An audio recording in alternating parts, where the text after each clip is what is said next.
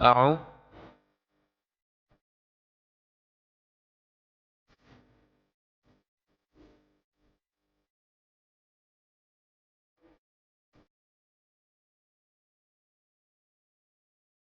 أعوذ بكلمات الله التامة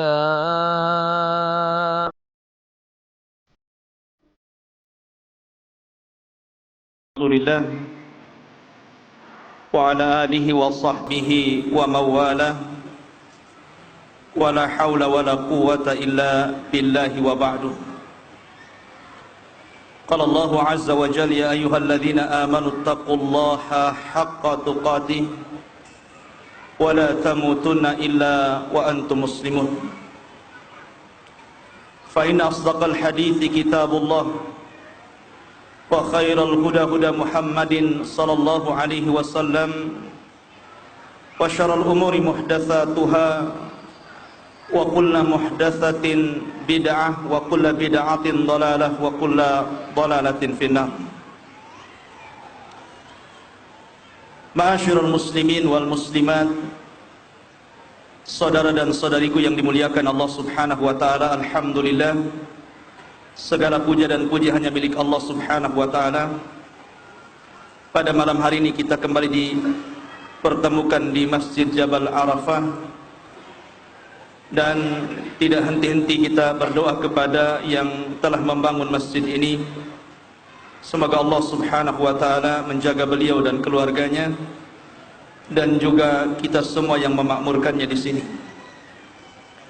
Pembahasan pada malam hari ini, sebagaimana yang sudah antum ketahui, kita akan membahas tentang asal usul sejarah sihir. Pembahasan ini cukup menarik kita bahas,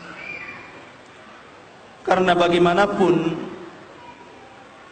kita bicara tentang sihir, sihir di zaman sekarang lebih luas lagi cakupannya. Dan dahulu sebelum Nabi SAW diutus, orang-orang jahiliyah mereka sudah terbiasa mempelajari ilmu sihir.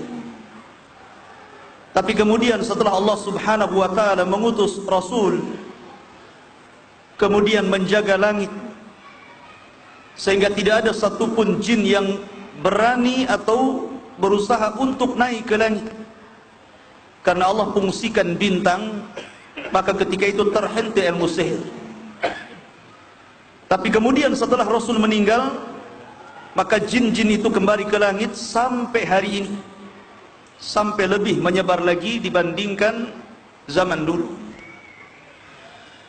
Kita mulai pembahasan kita dengan menjelaskan suratul Baqarah ayat 102 dulu.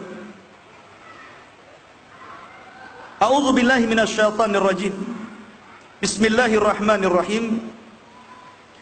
Wattaba'u ma tatlus syayatinu ala mulki Sulaiman.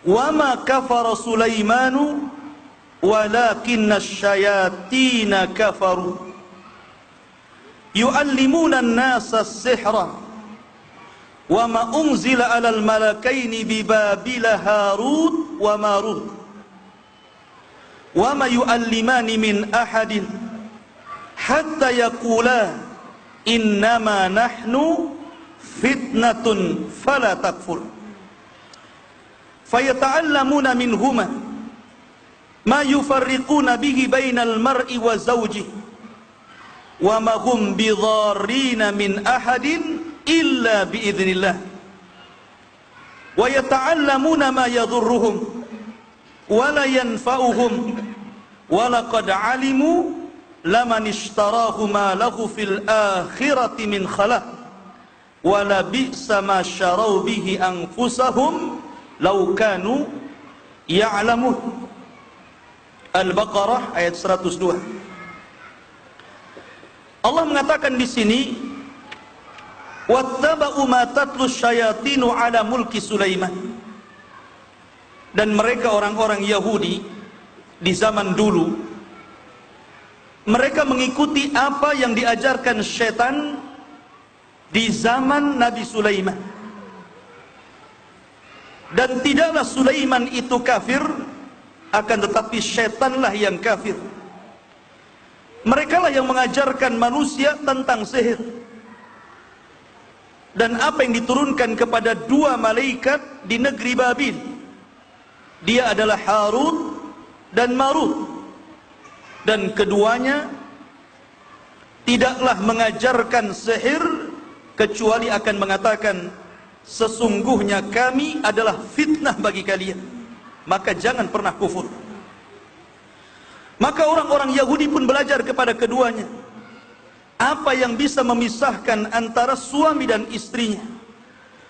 Dan tidaklah sihir itu memadaratkan siapapun kecuali atas izin Allah. Mereka telah mempelajari apa yang membahayakan mereka dan tidak bermanfaat untuk mereka. Dan sungguh mereka mengetahui apa yang telah mereka lakukan dari jual beli sihir tersebut. Di akhirat mereka tidak mendapatkan bagian sedikit pun. Maka amat jelek apa yang mereka perjualbelikan kalau seandainya mereka mengetahui. Ma'asyiral muslimin yang dimuliakan Allah Subhanahu wa taala, ayat ini ada asbab nuzulnya, ada sebab turunnya. Apa sebab turunnya? Ada dua yang disebutkan para ulama. Yang pertama, dahulu orang-orang Yahudi di zaman Nabi sallallahu alaihi wasallam, mereka bertanya kepada Nabi sallallahu alaihi wasallam tentang sihir. Tujuan mereka itu untuk menyamakan antara isi Taurat dengan isi Al-Quran. Mereka tanya kepada Rasul, karena orang-orang Yahudi di zaman Rasul terkadang bertanya kepada Rasul macam-macam. Bertanya tentang ruh, bertanya tentang seorang laki-laki yang keliling dunia berdakwah, bertanya tentang anak-anak muda yang sembunyi di gua karena takut kezaliman raja, macam-macam. Salah satunya tentang sihir. Maka kemudian Allah turunkan ayat ini. Ini satu. Yang kedua, dahulu orang-orang Yahudi di Madinah, kita tahu bahwa orang-orang Yahudi di Madinah itu memiliki 3 kabilah. Ada namanya kabilah Qainaqa, kemudian kabilah Bani Nadir, dan kabilah Bani Quraidah. Itulah kabilah-kabilah Yahudi di zaman Rasul yang tinggal di Madinah. Lah ketika Rasul sallallahu alaihi wasallam diangkat menjadi nabi dan rasul di Mekah, kemudian Nabi sallallahu alaihi wasallam selalu bicara tentang kisah Sulaiman, bahwa Sulaiman itu seorang nabi. Maka orang-orang Yahudi di Madinah mendengar, kemudian mengatakan, tahukah kalian apa yang disangkakan si Muhammad itu? Dia menyangka Sulaiman itu nabi. Tidaklah Sulaiman nabi, melainkan dia tukang sihir. Jadi orang-orang Yahudi sampai hari ini menganggap Sulaiman itu tukang sihir. Dengan sihirnya lah dia menundukkan manusia, menundukkan jin, menundukkan burung, menundukkan awan, terbang ke sana kemari. Mereka menganggap Sulaiman itu sihir.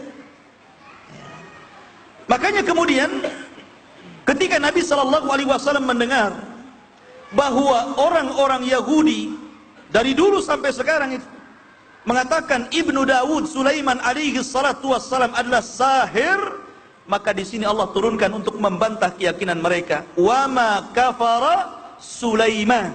Sulaiman tidak kafir dan tidak pernah mengajarkan sihir. Yang mengajarkan sihir itu adalah syaitan. Baik. Dari sini kita sudah tahu tentang sebab turun ayat ini. Kita lanjutkan. Dahulu sebelum Nabi Sulaiman diutus oleh Allah Subhanahu wa taala ke daerah Babylon yang ada di Irak. Di daerah Irak atau daerah Babil itu terkenal orang-orangnya suka mempelajari sihir. Karena kita tahu bahwa disebutkan dalam surah Jin, Allah Subhanahu wa taala mengatakan wa annahu kana rijalun minal insi ya'udzuuna birijalin minal jinni fazaduhum rahaqa. Ada sebagian manusia itu yang mereka meminta perlindungan dan pertolongan kepada jin, maka jin itu menambah kekufuran kepada manusia itu. Dulu jin itu selalu naik ke langit, selalu naik ke langit, dan bukan 1, 2 ribuan jin naik ke langit. Sampai-sampai di langit itu punya maqaida lis-sam'i, punya tempat pos bagi mereka. Apabila mereka kemudian naik dari bumi ke langit, maka mereka akan tinggal di pos-pos yang ada di langit, sambil telinga mereka memperdengarkan apa yang diwahyukan Allah kepada para malaikat. Apabila Allah Subhanahu wa ta'ala mewahyukan kepada Jibril, sebelumnya seluruh malaikat akan pingsan, dan yang pertama kali siuman adalah Jibril. Kemudian Allah Subhanahu wa ta'ala berfirman kepada Jibril bahwa hari ini akan terjadi begini-begini, besok akan terjadi begini-begini. Kulla yaumin huwa fi sya'an, setiap hari adalah atas takdir Allah Subhanahu wa ta'ala. Setelah Allah berfirman akan kejadian-kejadian di bumi, maka Jibril pun kemudian turun. Ketika itulah para malaikat yang pingsan siuman. Maka seluruh malaikat akan mengatakan kepada Jibril, "Madza qala rabbukum ya Jibril?" Apa yang difirmankan Rabbmu kepadamu wahai Jibril? Maka Jibril kemudian menceritakan dan membagi tugas kepada para malaikat yang ditugaskan Allah. Lah ketika Jibril menugaskan tugas kepada para malaikat atas perintah Allah, disitulah jin-jin yang berada di pos-pos itu mendengar. Jadi apabila kemudian mencuri dengar Jibril mengatakan akan terjadi begini, begini, begini, langsung diambil kata-katanya. Kemudian dihabarkan kepada jin yang bawah. Jin yang bawah dihabarkan kepada jin yang paling bawah. Yang paling bawah terus sampai yang ada di bumi. Dari 100 kalimat, yang benar cuma 1. Jadi jin itu mendustakan 99 kalimat, yang benar cuma 1. Gimana ikhwan? Coba antum jejerkan dari sini, mungkin jangan banyak-banyak, 100 orang dari sini ke sana. Kemudian antum bisikin gitu kan, agak panjang sedikit. Saya mau pergi ke pasar, dari pasar mau ke Barelang, dari Barelang mau balik begini. Kemudian orang yang kedua ngomong ke yang ketiga. Mungkin sampai sana terbalik-balik tuh. Ya kan? Lah, seperti itulah jin menyampaikan kalimat. Sehingga yang paling bawah itu sudah lain lagi ceritanya. Itulah yang kemudian diperjualbelikan jin yang paling bawah kepada siapa? Kepada para tidak normal. Jadi mereka berjual beli di situ. Ingat ikhwan, syaitan atau jin itu bukan sebagaimana antum. Kalau antum itu cinta dunia, ingin mewah rumahnya, ingin sukses usahanya, ingin menjadi menteri bahkan presiden gitu kan, minimalnya PRT. Ya. Itu kita tuh. Tapi syaitan ketika mereka melakukan bisnis dengan kita anak Adam dari kalangan paranormal, syaitan tidak hendak menginginkan istana besar, uang yang banyak, kemudian jual beli yang laris, perempuan yang cantik. Tidak, setan tidak itu. Keinginan syaitan untuk menggoda anak Adam cuma 1, bagaimana menyesatkan anak Adam dari agamanya. Itu saja. Fabi izzatika la ughwiyannahum ajmain, kata iblis. Demi kemuliaanmu ya Rabb, kusesatkan mereka semua. Nih tujuan setan. Jadi antum harus paham. Tujuan setan itu 1, bagaimana menyesatkan kita. Ma'asyiral muslimin yang dimuliakan Allah Azza wa Jalla.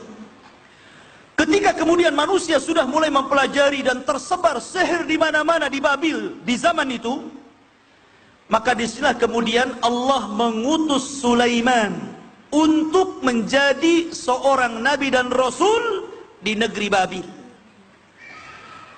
Dan Sulaiman diberikan mukjizat yang tidak diberikan kepada para nabi dan rasul dan manusia setelah dan sesudahnya. Karena itu doa Sulaiman kepada Allah agar jangan, ya Rabb, kau berikan kekuasaan sepeninggalku. Maksudnya seperti Sulaiman. Dan mukjizatnya Sulaiman bisa menundukkan macam-macam. Karena Sulaiman mampu kemudian memiliki kehebatan yang di atas rata-rata tukang-tukang sihir, maka seluruh jin yang tadinya menjadi tuan-tuan tukang sihir belakangan tunduk kepada Sulaiman. Maka Sulaiman membuat aturan untuk mengumpulkan seluruh buku yang pernah dicatat tukang-tukang sihir di zamannya. Tidak ada seorang pun yang punya buku sihir. Kalau tidak dan ketahuan, dibunuh langsung. Maka ketakutan dikumpulkan seluruh buku-buku sihir itu. Kemudian oleh Sulaiman, buku-buku sihir ini kemudian diletakkan di satu tempat, kemudian ditaruh di bawah singgasananya. Kemudian Sulaiman mengatakan, barang siapa yang mendekati buku-buku ini dan dia dari kalangan jin, pasti terbakar. Dan barang siapa yang mendekati buku-buku ini dan dia dari kalangan manusia, kubunuh dia. Tidak ada yang berani mendekati. Jin pun tidak berani. Mereka tunduk kepada Sulaiman. Ketika Allah Subhanahu wa taala takdirkan Sulaiman meninggal dunia, jin pun tidak tahu. Justru jin-jin tahu setelah Sulaiman roboh dari singgasananya. Sulaiman itu sudah mati, meninggal dunia sudah lama. Cuma dia duduk di singgasananya saja kan. Untuk membuktikan bagaimana jin itu tidak tahu yang gaib. Sulaiman itu sudah mati. Jin itu merasa terhina karena merasa bahwa mereka itu diperintah terus menjadi budaknya Sulaiman. Ketika Sulaiman sudah mati dan duduk di singgasananya, jin masih kerja. Masih buat istana, masih buat jalan, macam-macam pekerjaan mereka. Ketika rayap-rayap itu mulai menggerogoti, kemudian singgasana Sulaiman, kemudian Sulaiman roboh, dan jin-jin baru tahu. Mereka mengatakan, kalau kami tahu Sulaiman sudah mati sejak dulu, tidak mungkin kami dihinakan seperti ini. Lihat, kalau jin saja tidak tahu yang gaib, ikhwan, jin itu referensi para dukun. Kemana lagi dukun itu kalau nggak ke jin? Ya kan? Kalau jin saja tidak tahu yang gaib, gimana dukun? Maka tentu kalau gurunya saja bodoh, tentu muridnya lebih bodoh lagi. Nggak tahu yang gaib. Jadi kalau seandainya ada paranormal, dukun bomo atau yang lainnya sok mengetahui yang gaib, jin saja tidak tahu yang gaib. Mereka tidak tahu yang gaib. Lah dari situ ikhwatu fiddin, setelah Sulaiman meninggal dunia, maka jin senang, mereka terbebas dari perbudakan Sulaiman. Ma'asyiral muslimin yang dimuliakan Allah Subhanahu wa taala, ada iklan sebentar ya. Mobil R3 BP 1863 IE. Tolong dipindah, katanya menghalangi orang mau jalan. Sekian. Ya. Kembali. Setelah Sulaiman alaihi salatu wassalam kemudian meninggal dunia, disinilah kemudian syaitan masih tidak bisa mendekati buku-buku sihir yang ada di bawah singgasana Sulaiman itu. Kenapa? Karena terkena sumpahnya Sulaiman. Siapa yang mendekati buku-buku ini dan dia jin, pasti terbakar kan? Nggak berani itu. Akhirnya kemudian mereka tasyakul, beralih rupa menjadi manusia yang saleh, manusia yang baik. Kemudian mereka mendatangi seseorang yang bernama Harut dan Marut dan mengatakan, Kalau maukah aku tunjukkan kepadamu sebuah pembendaharaan yang pernah dimiliki Sulaiman? Maksudnya apa? Buku-buku sihir itu. Ambillah buku itu, kau pelajari, nanti kau jadi Sulaiman. Ya.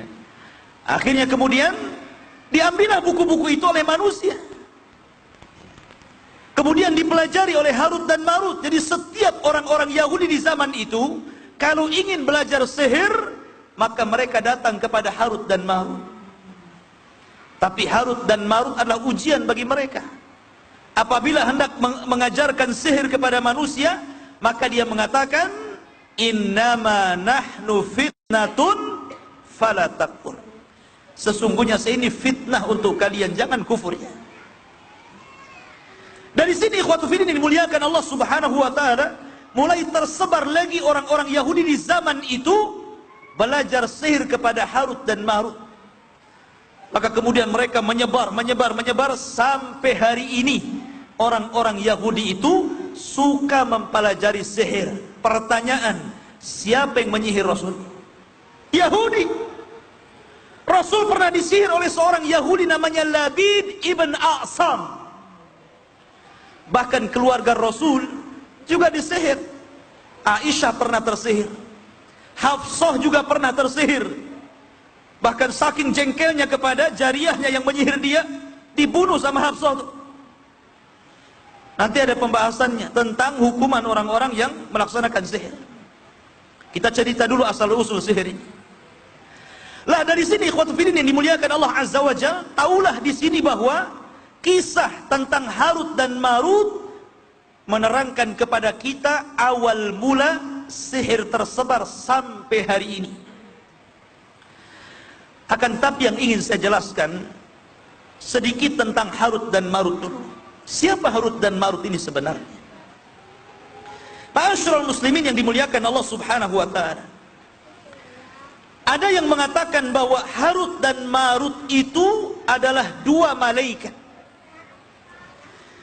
Disebutkan di dalam Musnad Imam Ahmad dan juga Ibnu Hibban dalam sahihnya, dan oleh sebagian mufassirin juga diletakkan dalam kitab-kitab mereka tentang kisah Harut dan Marut.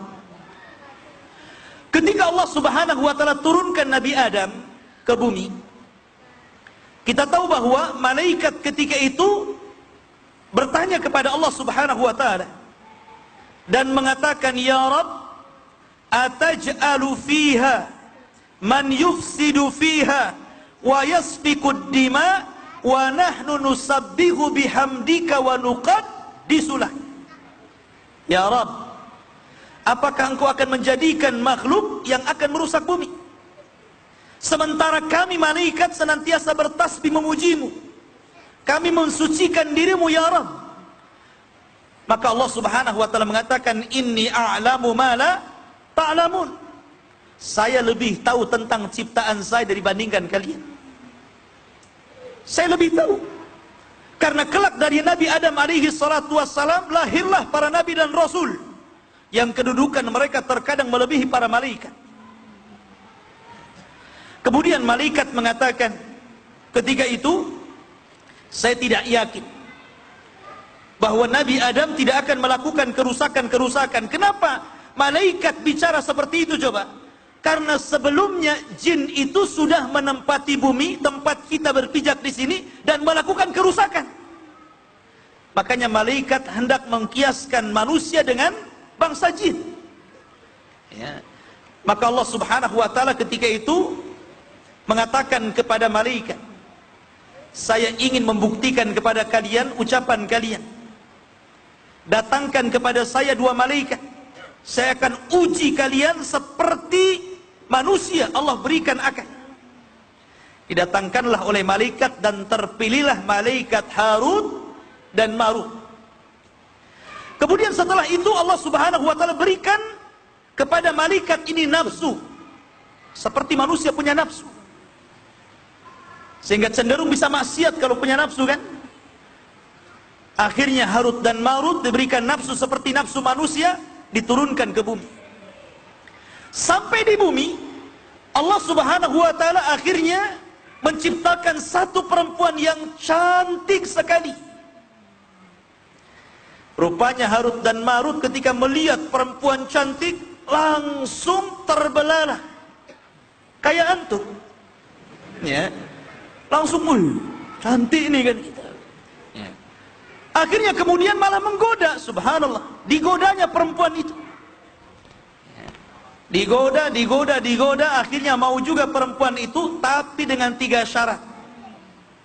Syarat yang pertama, aku siap menjadi apapun yang kau hendaki. Aku siap berhubungan dengan kalian berdua. Tapi tolong sekutukan Allah subhanahu wa ta'ala. Kata Harut dan Marut, mustahil. Masa kami harus melakukan kesyirikan? Gak mungkin selama-lamanya kami harus menyekutukan Allah subhanahu wa ta'ala. Akhirnya perempuan ini karena syaratnya gak mau pergi dia. Kemudian setelah lama pergi, datang lagi bawa bayi. Dan mengatakan, kalau engkau tidak mau berbuat syirik gak apa-apa, tapi kalau kalian berdua inginkan diriku, tolong bunuh bayi ini. Kata Harut dan Marut, gak mau. Mustahil kami membunuh di sini. Kemudian perempuan ini pergi. Kemudian datang lagi dan membawa minuman khamar. Ini agak ringan ini. Daripada syirik, daripada membunuh, bagus minum khamar. Diminum sama Harut dan Marut, mabok dia. Minum khamar mabok lah kan begitu. Ketika mabok itulah akhirnya dia berzinah dengan wanita itu. Setelah berzinah dia bunuh bayi itu. Setelah dia bunuh bayi itu dia melakukan kesyirikan. 3-tiganya diborong. Coba. Tadinya kan nggak mau tuh. Suruh syirik nggak mau, suruh bunuh nggak mau, minum khamar mau. Sekali 3-tiganya dilakukan. Makanya Nabi SAW mengatakan khamar itu ummul khaba'is. Biangnya kerusakan itu di khamar. Karena orang kalau mabok, dia bisa melakukan apa saja. Akhirnya setelah dia sadar, Harut dan Marut ini sadar, ikhwan. Dilihatnya mereka sudah kemudian diberitahu oleh wanita cantik ini, kalian sudah berzina, kalian sudah membunuh, dan kalian sudah menyekutukan Allah. Takut dia bertobat, menangis kepada Allah agar diangkat lagi ke langit. Tapi Allah mengatakan, kalau engkau ke langit, kami akan azab yang tidak pernah siapapun diazab kecuali kalian berdua. Kemudian Allah memilih untuk tinggal di dunia dengan azab yang muaqqatan, azab yang ringan dan waktunya terbatas. Akhirnya mereka memilih di dunia. Maka perempuan ini kemudian meminta diajarkan satu kalimat agar dia bisa terbang ke atas. Maka diajarkan kalimat, kemudian dia terbang ke atas, sampai di atas hilang, kemudian timbul cahaya, jadilah bintang. Nah, ini ceritanya bintang. Ya, jadilah bintang itu. Tetapi kisah ini, ikhwan, kata para ulama, kisah batil. Karena tidak mungkin malaikat sampai melakukan syirik, melakukan pembunuhan, apalagi berzina. La ya'sunallah ma amarahum wa yaf'aluna ma yu'marun.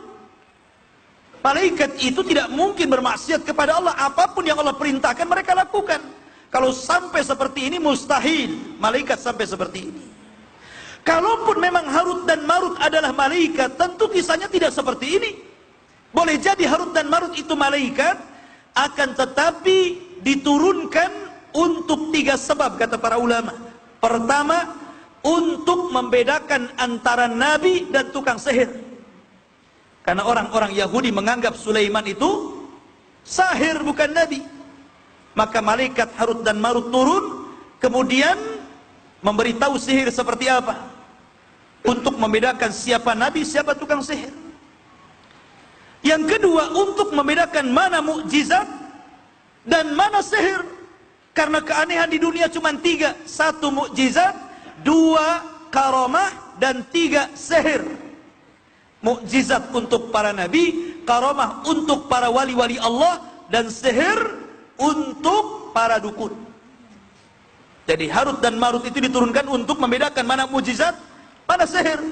Dan yang ketiga inilah yang kemudian dikatakan oleh As-Sa'di, seorang ahli tafsir, dalam tafsir Kalimur Rahman, mengatakan bahwa Harut dan Marut diturunkan oleh Allah ini untuk ibtila, menguji manusia.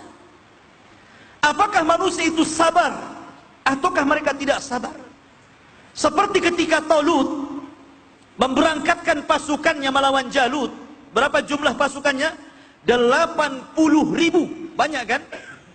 Kemudian Allah mengatakan, falamma fasala Talutu bil junud qala innallaha mubtalikum binahar faman syariba minhu falaysa minni wa man lam yat'amhu fa innahu minni. Ketika Talut berbaris dengan pasukannya dan hendak berangkat melawan Jalut, kata Talut, nanti di depan kalian ada sungai yang terbentang dari Urdun ke Palestina. Ada yang mengatakan itu masuk ke Urdun, ada yang mengatakan Palestina sungai itu. Kata Talut, kalau sampai di sungai itu jangan minum kecuali satu begini, satu tepak tangan saja.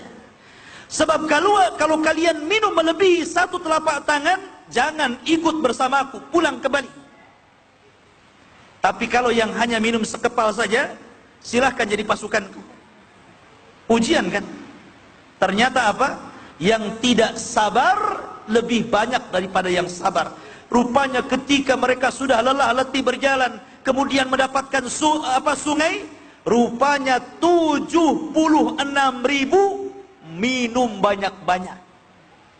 Dari 80.000 minum 76.000, sisanya berapa? 4.000 untuk melawan Jalut ini. Ya. Kemudian yang 4.000 ini berangkat. Ketika bertemu dengan pasukan Jalut yang banyak, ketakutan sebagian besar, pulang lagi. Sisanya 314 orang. Persis seperti pasukan Badar. Bayangkan. Jadi yang sabar itu sedikit. Ya. Nah, ketika Allah Subhanahu wa taala menurunkan Harut dan Marut dan mengajarkan sihir ini untuk ibtilah, supaya manusia itu diuji. Mereka mempelajari sihir atau tidak? Rupanya yang mempelajari sihir lebih banyak daripada yang tidak mempelajari sihir. Wa nabluukum bisyarri wal khairi fitnah, kata Allah.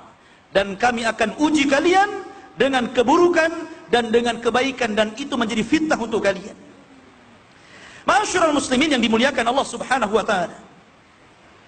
Maka kemudian sebagian para ulama dan mengatakan Harut dan Marut adalah dua malaikat. Ada yang mengatakan Harut dan Marut dalam ilmu nahwu adalah badal daripada syaitan. Jadi keduanya adalah syaitan yang menyerupai manusia, kemudian diberi nama Harut dan Marut. Dan pendapat yang ketiga, dan ini juga banyak dikuatkan para ulama, bahwa Harut dan Marut itu adalah minal bashar. Dan ini yang kuat. Dia adalah manusia. Manusia namanya Harut dan Marut. Disebut malaikat ini seolah-olah dia malaikat karena Harut dan Marut itu pada dasarnya orang saleh. Sampai kesolehannya seperti malaikat. Makanya disebut dua malaikat Harut dan Marut. Itulah yang kemudian menjadi ujian bagi manusia mengambil kitab-kitab sihir di bawah singgasana Sulaiman. Setiap orang-orang Yahudi Babil yang hendak mempelajari sihir datang kepada Harut dan Marut. Tapi Harut dan Marut ujian Allah untuk mereka. Sebelum dia mengajarkan sihir, dia mengatakan, innama nahnu fitnah. Saya ini fitnah. Ya. Fala takfur, jangan kufur kalian. Tapi kebanyakan orang yang mempelajari sihir adalah terjerumus kepada kekafiran. Sampai di sini sejarah sihir tampak bahwa sejarah sihir menyebar setelah Sulaiman meninggal. Ada yang mengatakan, lalu siapa orang yang pertama mempelajari sihir? Konon dalam riwayat Israiliyat, yang pertama kali mempelajari sihir adalah Namrud.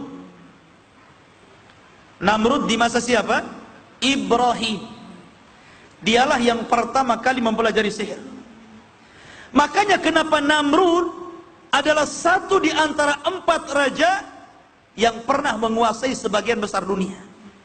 Karena dia punya sihir. Ya. Namrud, Bukhtun Nasr, Zulkarnain, dan Sulaiman. Ini 4 raja yang pernah menguasai sebagian besar dunia. Ada yang mengatakan seperti itu, wallahu a'lam. Itu Israiliyat kan gitu. Tapi yang jelas bahwa dari sini bahwa yang menurunkan ilmu sihir sampai hari ini itu berasal dari orang-orang Yahudi. Yahudi itu yang mengajarkan sihir. Jadi kalau sekarang ini banyak kemudian dukun-dukun yang mempelajari sihir, berarti mengambil sihirnya Yahudi. Tapi ikhwatu ini dimuliakan Allah Subhanahu wa taala. Sebelum saya bercerita tentang perkembangan perdukunan, karena di judulnya di zaman now katanya gitu,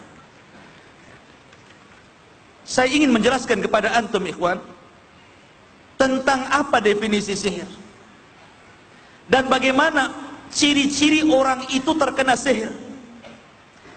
Kemudian bagaimana cara mengobatinya. Ini penting untuk bekal antum setelah pulang dari sini. Baik, kita mulai daripada apa itu sihir. Ma'asyiral muslimin yang dimuliakan Allah Subhanahu wa taala. Bicara tentang sihir, makna sihir saya sebutkan definisi daripada Al-Imam Ibnu Qudamah Al-Maqdisi rahimahullahu taala. Makna sihir kata beliau, huwa aqdun warruqa wa kalamun yatakallamu bihi aw yaktubuhu aw yu'mal syai'an yu'athiru fi banadil mashur aw qalbihi aw aqlihi min ghairi mubasyaratin lahu. Kata beliau, sihir adalah aqdun, semacam bukhul, ya, ataupun semacam, kalau bahasa kita ini rajah. Antum tahu rajah? Satu kertas dituliskan a ba ba ta ta sa sa jijim, ya. Rajah gitu kan, ya. Kemudian ruqah, ruqah itu jampi-jampi. Coba lihat antum dukun itu mulutnya nggak berhenti-berhenti itu. Ya mambang, mambang sini, mambang sana kan begitu. Ya. Kemudian ataupun yaktubuhu, ya, dia menulis, ya, ataupun mengamalkan sesuatu yang amalan ini mempengaruhi kepada badan yang disihir, kepada hati yang disihir, kepada akal yang disihir tanpa secara langsung. Ya. Kemudian dicontohkan kata Imam Ibnu Qudamah, wa minhu ma yufarriqu bainal mar'i wa zawji. Contohnya memisahkan antara suami istri dengan cara saling membenci atau mungkin dengan cara saling mencintai. Bahasa kitanya ilmu pelet. Ini makna sihir. Sekarang definisinya apa? Definisinya kata para ulama, ittifaqu baina sahirin wa syaitan. Sihir adalah kesepakatan antara dukun dan syaitan ala an yakuma sahiru bi fi'li ba'dil muharramat, bahwa si dukun tersebut hendak melakukan apapun perintah dari syaitan walaupun hal-hal yang diharamkan, au syirkiyat, walaupun perkara itu adalah syirik, fi muqabil musa'adati syaitani lahu, sebagai balasan karena syaitan telah membantu dirinya, wa ta'atuhu fi ma yutlab minhu, dan mentaati karena dia menginginkan sesuatu darinya. Jadi definisi sihir adalah kesepakatan dukun paranormal dengan jin yang jahat, dengan syaitan, dengan iblis, untuk melakukan sesuatu yang haram atau yang syirik karena upah mereka sudah membantu dukun-dukun tersebut supaya dikabulkan keinginannya. Itu definisi sihir. Ma'asyiral muslimin yang dimuliakan Allah Azza wa Jalla. Adapun di antara bentuk-bentuk yang diharamkan yang biasanya dilakukan tukang sihir ini sebagai bentuk berterima kasih mereka kepada setan itu, yang pertama, terkadang mereka meletakkan kakinya dan menginjak mushaf. Ingat, sebuah karya bagus, ada sebuah karya di negeri kita ini, judul bukunya itu dukun hitam, dukun putih. Di daerah Jawa ada seorang dukun, namun merangkap juga jadi Pak Kiai. Jadi Kiai rangkap dukun, atau dukun rangkap Kiai, terserah. Banyak orang, para pejabat datang kepada dia. Saya hanya membaca saja. Jadi datang kepada dia, ya bicara tentang masalah usaha, bicara tentang masalah jabatan, bicara masalah dunia. Dan hampir semua orang-orang yang datang ke dia itu, Masya Allah, Allah takdirkan dikabulkan keinginannya berkat ramalannya. Setelah dia meninggal, ada satu kamar yang keluarganya pun tidak boleh masuk di situ. Tapi setelah meninggal berusaha didobrak tuh tempat itu. Rupanya setelah mengetahui isinya, terkaget-kaget orang karena di dalamnya seluruhnya tumpukan-tumpukan mushaf Al-Quran. Rupanya itu maharnya. Dia selalu minta mahar, minta mushaf, tetapi asli cetakan Arab. Dan dalam ruangan itu sangat bau sekali, bau pesing bahasa kitanya, bau kotoran. Jadi rupanya dengan cara itu dia memiliki kesaktian menghinakan Al-Quran dalam ruangan.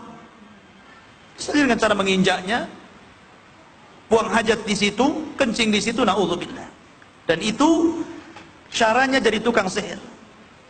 Ataupun yaktubul Quran, ataupun menulis Al-Quran terbalik-balik, sengaja biar tidak terbaca orang Al-Quran itu kan. Karena sihir itu hanya bisa ditaklukkan dengan Al-Quran. Nanti saya akan ajari bagaimana cara meruqyah diri sendiri. Ada beberapa macam. Makanya berusaha yang dihinakan itu Al-Quran. Terkadang mereka menulis Al-Quran atau ayat kursi dengan darah haid. Subhanallah, darah haid. Kita tahu ayat kursi itu ayat yang takuti syaitan, yang selalu dibaca oleh para peruqyah. Makanya dihinakan dengan cara ditulis oleh darah haid, na'udzubillah. Atau terkadang mereka salat tanpa wudu, atau menyembelih untuk syaitan. Dan biasanya kalau orang datang ke dukun, biasanya ada kurban. Jadi antum kalau datang ke dukun, para dukun itu tidak mau gratis. Biasanya mereka minta supaya orang yang datang kepadanya itu berkorban, mendekatkan diri kepada jin dan syaitan. Terkadang binatang-binatang yang diminta dukun itu binatang-binatang yang sulit dicari. Sulit dicari. Seperti umpamanya minta binatang-binatang yang langka. Tolong datangkan kepada saya satu tikus, tetapi dia tikus yang yatim.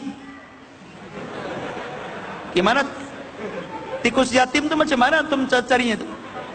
Ya. Susah kan? Susah. Kata dukun, kalian tidak akan dapat, tapi saya bisa. Tapi tambah ininya. Ya. Itu dukun tuh. Itu siasatnya Pak Dukun seperti itu. Jadi yang aneh-aneh minta itu. Ya. Kemudian terkadang dukun ini memerintahkan kepada orang-orang itu terkadang hal-hal yang subhanallah. Seperti disuruh menggauli ibunya, disuruh untuk menggauli anak putrinya, seperti itu. Atau disuruh membunuh anak-anak. Dulu ada cerita pembunuhan anak-anak kecil. Rupanya setelah ditangkap, tumbal kan gitu. Ataupun mereka berbicara dengan bintang yang disebut dengan ahli nujum. Ataupun macam-macam ikhwan. Ini thariqah-thariqah mereka. Thariqah-thariqah dukun, supaya mereka dikabulkan oleh syaitan keinginan dan mampu mengobati orang-orang, mampu meramalkan orang-orang. Makanya dukun itu walaupun tidak kuliah, tidak punya titel LCMA doktor, yang datang itu rata-rata profesor. Ya, nggak sekolah loh rata-rata mereka, tapi yang datang orang-orang hebat. Yang datang itu subhanallah. Di negeri kita ada subhanallah orang yang bisa menggandakan uang. Setelah ditangkap suruh menggandakan di penjara, jinnya nggak bisa masuk, nggak bisa digandakan katanya. Sudah putus silaturahim dengan jinnya. Subhanallah. Coba antum bayangkan ya. Itu yang pengikutnya bukan orang biasa, bukan orang sekolah SD SMP, ya. Masyarul muslimin yang dimuliakan Allah subhanahu wa ta'ala. Jadi ini diantara bagaimana thariqah mereka itu supaya menjadi dukun hebat, mereka harus melakukan hal-hal yang aneh-aneh. Baik, sekarang kita akan mengenal bagaimana caranya mengenal saya ini kena sihir. Ini penting. Ya. Jangan-jangan antum ini yang kena sihir di sini. Coba dengarkan. Pertama, kita tahu secara khulaso ada 3 ya. Orang terkena sihir itu secara singkat ada 3 perkara. Nanti kita rincikan. 1, tanda-tanda ketika tidur. Yang kedua, tanda-tanda ketika bangun. Yang ketiga, tanda-tanda ketika hendak beribadah. Pertama, ketika tidur. Kata para ulama bahwa orang yang terkena sihir itu, tanda-tanda ketika tidur adalah sering bermimpi dengan mimpi buruk. Seperti umpamanya dalam mimpinya itu terjatuh dari tempat yang tinggi, atau terjatuh dari kasur ke lantai. Ya. Ini 1. Yang kedua, atau dalam mimpinya dia itu jalan di satu tempat, kemudian melewati rumah-rumah yang sudah kosong, yang sudah lama, yang menakutkan, kemudian dia melihat sesuatu yang menakutkan. Yang ketiga, terkadang dalam mimpinya dia melihat hewan-hewan, dan biasanya hewan yang dilihat itu ada 4 hewan. Ini kalau antum mimpi ketemu dengan hewan-hewan ini, lagi kena sihir antum. 1, dalam mimpi antum melihat anjing. Yang kedua, melihat kalajengking. Yang ketiga, melihat serigala. Dan yang keempat, melihat kucing yang menakutkan. Kalau antum melihat hewan-hewan atau hewan-hewan yang lainnya seperti ular, ya kan? Maka itu tanda-tandanya, dan itu terulang mimpinya, berarti antum terkena sihir. Kemudian selanjutnya, seseorang melihat dalam mimpinya hal-hal yang sangat menakutkan. Mungkin jin menjelma seperti hantu yang sangat menakutkan, ataupun melihat wanita yang sangat cantik sekali. Kemudian antum bangun, aduh, kok bangun? Kalau bisa itu sambung lagi. Jangan disambung lagi. Ya. Jadi kalau jin itu menyumpal wanita cantik, boleh jadi itu kiriman orang atau sengaja setan masuk. Karena secantik-cantiknya jin itu jelek. Sampai-sampai dikisahkan oleh seorang syekh meruqyah. Rupanya jin yang masuk kepada wanita itu, kepada orang yang diruqyah itu adalah jin yang paling cantik di kaumnya. Setelah ditanya bagaimana bentuknya, rupanya dia punya 9 kaki. Antum mau? 9 kaki, ketemu perempuan cantik. Cantik, anggaplah satu Indonesia paling cantik, tapi kakinya 9. Jangan mau, ikhwan. Baik. Kemudian terkadang dia bermimpi juga dia berada di sebuah tempat yang lapang, mungkin hutan atau mungkin padang pasir gitu kan, atau berada di rumah yang lama, kok tahu-tahu dia di situ gitu kan, bermimpi, kok saya ada di mana ini? Padahal di rumahnya, tapi dalam mimpi seolah-olah dia di tempat yang seram. Ya. Ataupun dia bermimpi bahwa dia seolah-olah minum atau memakan sesuatu dari jenis-jenis sihir. Kemudian juga kata para ulama, ataupun dalam mimpi antum melakukan hubungan seksual, ataupun muqaddimah untuk melakukan hubungan seksual, dan itu terkadang berulang-ulang. Antum jangan bangga ya. Wah, semalam mimpi basah katanya. Jangan bangga mimpi basah itu setan itu. Makanya para nabi tidak ada yang mimpi basah itu, karena itu dari syaitan. Itu tanda-tanda kena sihir itu. Ataupun dia melihat manusia yang hendak menyakiti kita. Mungkin dalam tidurnya dia bermimpi mau dibunuh orang, dikejar-kejar orang. diikat orang, dipukul orang, gitu kan. Ini salah satu mimpi antum kena sihir. Ataupun ketika antum tidur, antum tidak bisa bergerak, melihat sesuatu nggak bisa bergerak. Astagfirullah, susah mau bilang as gitu kan, kartu as jadinya. Mau bilang astagfirullah, susah itu, tidak bergerak sama sekali ya, kena sihir antum. Ya. Ini ataupun ini ketika tidurnya, rata-rata mimpi. Ya. Ataupun sebelum atau sesudah tidur, sebelum tidur antum susah tidur sekali, tanpa ada sebab. Kalau sebabnya mungkin karena sakit, mungkin karena memikirkan sesuatu, itu lain. Ini nggak ada masalah dengan dalam kehidupannya, tidak bertengkar dengan orang, tidak capek, tidak apa, kok susah tidur, kolak. Ya, kayaknya seorang-orang dia itu tidak senang saja, tidak enak badannya, tapi tidak ada sebab. Ataupun malas, tidak ada sebab, malas tidak ada sebab. Bukan karena capek, bukan karena letih, bukan karena banyak pikiran, pokoknya malas saja. Ya. Ataupun sakit kepala yang berulang-ulang tanpa sebab. Dia datang ke dokter, kata dokter nggak ada apa-apa kepalamu, biasa-biasa saja, ya kan? Sudah minum obat tetap saja sakit kepala gitu kan, tanpa sebab. Ataupun dalam badan kita ini kesemutan. Antum tahu kesemutan? Ya, bukan kekecuaan ya, kesemutan. Ya. Biasanya susah lah, kayak antum yang merasakan. Ya. Jadi kesemutan dalam badan tanpa sebab. Ada orang kesemutan itu karena punya penyakit asam urat, kolesterol, itu lain, ada penyakit ya, duduk lama-lama gitu kan, kesemutan ya. Ini nggak ada sebab, tentu kesemutan saja. Nah, itu juga bagian antum kena sihir. Ataupun seorang wanita merasakan sakit di rahim ketika melakukan hubungan seksual, sakit dia. Nah, itu ibu-ibu juga salah satu tanda terkena sihir.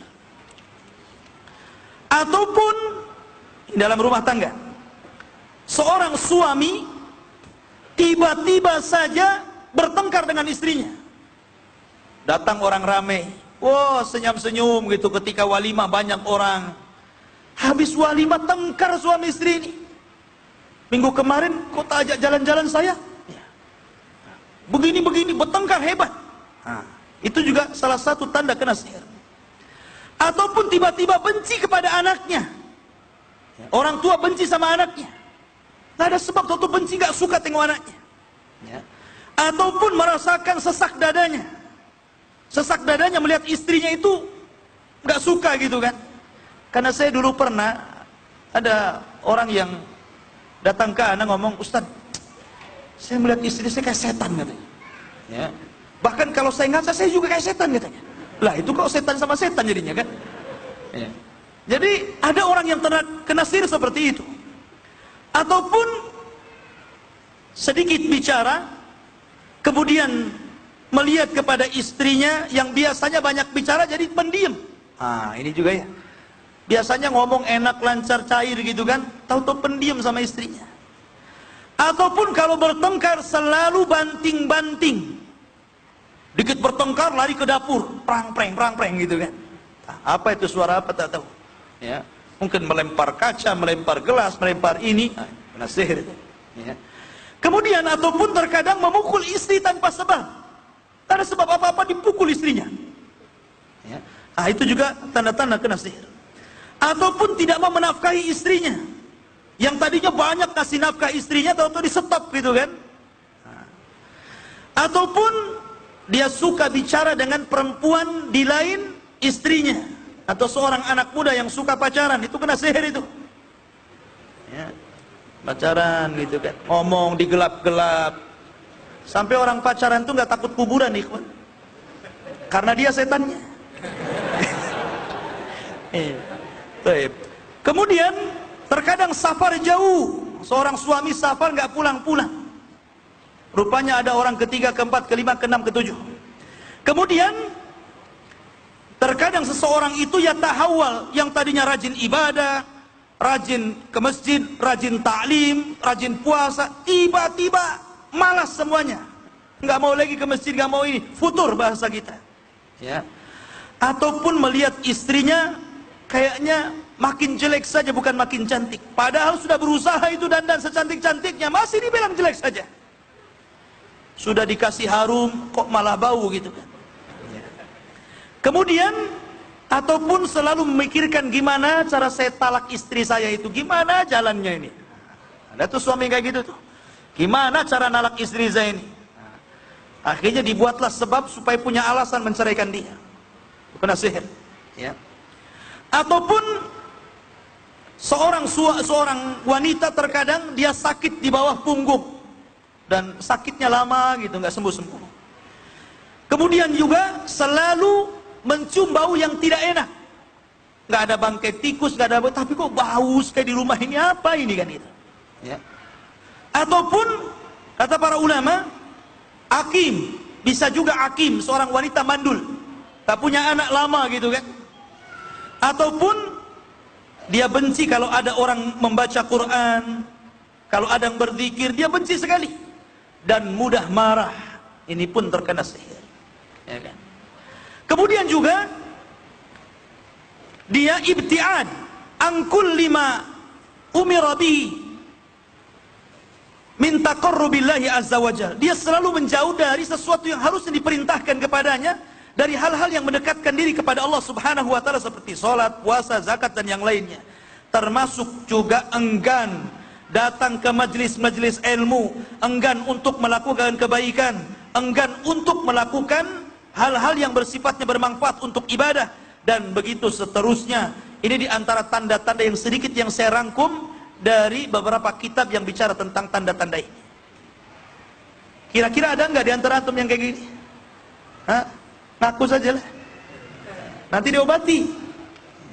Baik, sekarang bagaimana cara ngobatinnya? Kita masuk ke ruqyah syar'iyah. Ikhwan, sebaiknya sebelum antum minta diruqyah, jangan dulu ruqyah diri sendiri. Nabi SAW mengatakan, di antara umatku ada 70.000 yang masuk surga tanpa hisab dan azab, dan mereka paling enak di akhirat. Kenapa? Karena orang berdiri di padang mahsyar itu lama sekali, ribuan tahun orang berdiri di padang mahsyar, sampai dikatakan khamsina alfasana, khamsin 50.000 tahun orang berdiri di padang mahsyar itu. Tetapi apakah semua orang sama berdiri selama itu? Tidak semua, tergantung amalannya. Kalau orang-orang yang mereka masuk surga tanpa hisab dan adab, mereka keluar dari kuburan direct masuk surga, selesai urusan. Gak ada hisab, gak ada adab, ngapain nunggu di padang mahsyar ya kan? Jadi keutamaannya besar. Orang-orang yang mereka diberikan keutamaan tanpa hisab dan adab, salah satu sifatnya kata Rasul, la yastarkun, tidak minta diruqyah. Tapi antum kalau melihat saudara antum yang kena sihir, jangan dia nunggu minta kita yang kasih bantuan, saya ruqyah antum ya biar sembuh. Itu maksudnya, wa ta'awanu 'alal birri wat taqwa, supaya dia tidak minta ruqyah, kita yang tawari. Gimana kalau saya ruqyah? Ya, itu kan tawaran ruqyah, bukan minta ruqyah. Nah, dari sini ikhwatuddin keistimewaan orang-orang yang tidak minta ruqyah. Artinya ruqyah boleh, tetapi sebaiknya meruqyah diri sendiri. Bagaimana caranya? Kalau antum sudah ini ada tanda-tanda yang saya sebutkan tadi, lakukan hal seperti ini. Cara yang pertama yang disebutkan oleh masyayikh, sediakan air zam-zam. Antum beli air zam-zam. Ini air putih ya, anggaplah air zam-zam di sini. Kemudian cari minyak zaitun yang murni ya, jangan yang campuran. Air zam-zam, kemudian minyak zaitun. Kemudian antum baca surah Al-Baqarah secara sempurna. A'udzu billahi minasyaitonir rajim. Bismillahirrahmanirrahim. Alif lam mim. Terus. Dan tidak mengharuskan, harus sekaligus. Kalau antum capek istirahat dulu. Mungkin antum mau sholat, mungkin ibu-ibu mau masak, gitu kan. Tandai saja ayatnya keberapa. Habis itu dilanjutkan sampai selesai. Kemudian setelah selesai antum tiup, taruh sini. Kemudian minyak zaitunnya sama, antum baca surah Al-Baqarah sampai habis, antum tiup, taruh sini. Setiap malam antum tuangkan minyak air zam-zam ini ke gelas. Kemudian ambil madu sedikit, kemudian dituang di situ. Setelah itu ambil habbatus sauda. Antum tahu habbatus sauda? Ya, ambil 7 biji, antum minum. Kemudian antum minum zam-zam yang sudah di madu. Kemudian antum bisa minyak zaitun itu diusap-usap di kepala. Ya. Kata para ulama, ini cara yang jitu bukan hanya menghilangkan sihir, tetapi bisa menghilangkan segala penyakit. Makanya kalau antum lihat kondisi rumah sakit yang ada di Saudi dengan rumah sakit yang ada di Batam itu jauh beda. Kalau di Batam ini pasiennya banyak sekali, bahkan terkadang ada orang yang tidak dapat kamar untuk nginap di situ. Tapi di sana rumah sakitnya justru kurang pasien. Kenapa? Karena negeri tauhid. Sebelum mereka meminta diobati oleh makhluk, mereka minta dulu kepada Allah Azza wa Jalla. Allah yang kasih penyakit, Allah yang mengangkatnya. Ya. Minta dulu kepada Allah, ruqyah dulu diri sendiri. Ya. Kalau memang sudah tidak bisa, cari sebab. Caranya apa? Datang ke dokter, minum ini, minum itu, kan begitu. Ya. Ini disebutkan oleh para ulama, itu caranya. Ini satu. Kemudian yang kedua, cara yang kedua, disebutkan juga seseorang meletakkan tangannya di dada, kemudian baca surah Al-Fatihah. Baca surah Al-Fatihah. Ya. Setelah baca surah Al-Fatihah, karena bagaimanapun ikhwatu fiddin, surah Al-Fatihah ini adalah surah yang luar biasa. Di antara rahasia surah Al-Fatihah, karena seluruh isi Al-Quran itu ada di Al-Fatihah. Kita tahu bahwa tujuan agama apa? 3. Tujuan agama itu 3. 1. Akidah. 2. Ibadah. 3. Suluk ataupun akhlak. Semua ada di Al-Fatihah. Akidah, Alhamdulillahi Rabbil Alamin, Ar-Rahmanir Rahim, Maliki Yaumiddin. Ini bicara akidah. Segala puji bagi Allah yang maha penyayang lagi maha pengasih. Nah, ini akidah, hanya untuk Allah saja pujian-pujian kita. Ya. Kemudian ibadah, iyyaka na'budu wa iyyaka nasta'in, hanya kepadamu kami beribadah. Kemudian akhlak, ihdinas siratal mustaqim, siratal ladzina an'amta alaihim ghairil maghdubi alaihim waladdallin. Berikan kepadamu ya Rabb petunjukmu, ya, ihdinas siratal mustaqim, jalanmu yang lurus, jalan orang-orang yang kau beri nikmat kepada mereka. Siapa mereka? Para nabi, para siddiqin, para syuhada, orang-orang soleh. Bukan jalan orang-orang Yahud, bukan juga jalan orang-orang Nasrani. Ghairil maghdub, maghdub itu Yahud, waladdallin ataupun Nasrani. Ini akhlak semua. Dan isi Al-Quran itu tauhid, ibadah, akhlak, masuk di surah Al-Fatihah. Makanya surah Al-Fatihah itu surah yang paling baik untuk meruqyah. Di zaman Rasul, sahabat ini bertamu ke sebuah kampung, tapi oleh kampung tersebut ditolak. Kenapa? Karena bakhil. Rupanya pimpinannya tersengat kalajengking. Maka orang-orang kampung itu melihat di antara sederetan para sahabat, kayaknya ada orang yang pandai mengobati. Kemudian mereka meminta agar salah satu di antara mereka mengobati pimpinan mereka, tapi minta syarat, saya siap mengobati, tapi berikan 2 kambing. Karena kalian tadi sudah minta, tak kasih. Ya. Akhirnya kemudian dikasih 2 kambing dan ditiupkan surah Al-Fatihah. Diruqyah dengan surah Al-Fatihah. Makanya Anda bisa meruqyah dengan surah Al-Fatihah. Anda ambil air ini, kemudian antum letakkan di bibir. A'udzu billahi minasyaitonir rajim. Bismillahirrahmanirrahim. Setiap ayat antum tiup. maka air ini sudah jadi obat bagi antum. Dan pernah diteliti, bukan hanya orang Islam yang meneliti, orang kafir, ada yang mengatakan orang Jepang itu.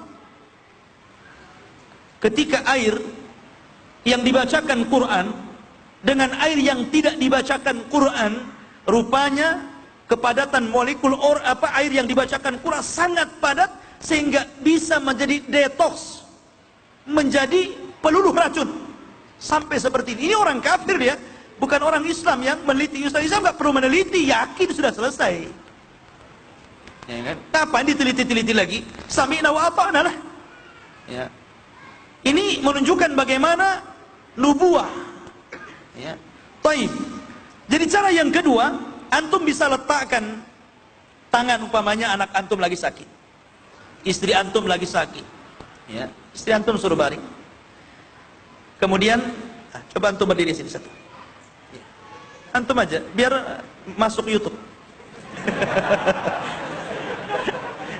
Sini. Jadi antum letakkan dada di sini. Begini ya, di tangan kanannya. Antum baca surah Al-Fatihah di sini. A'udzubillahi minasyaitonirrajim. Bismillahirrahmanirrahim. Alhamdulillahirabbil alamin sampai selesai. Seperti ini baca dadanya ya. Kemudian antum baca doa yang diajarkan Rasul.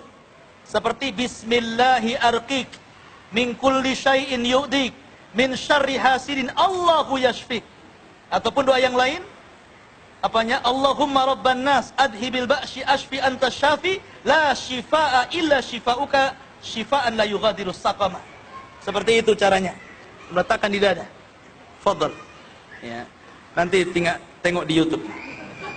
Baik. Contohnya seperti itu dengan doa-doa dari Nabi Shallallahu Alaihi Wasallam.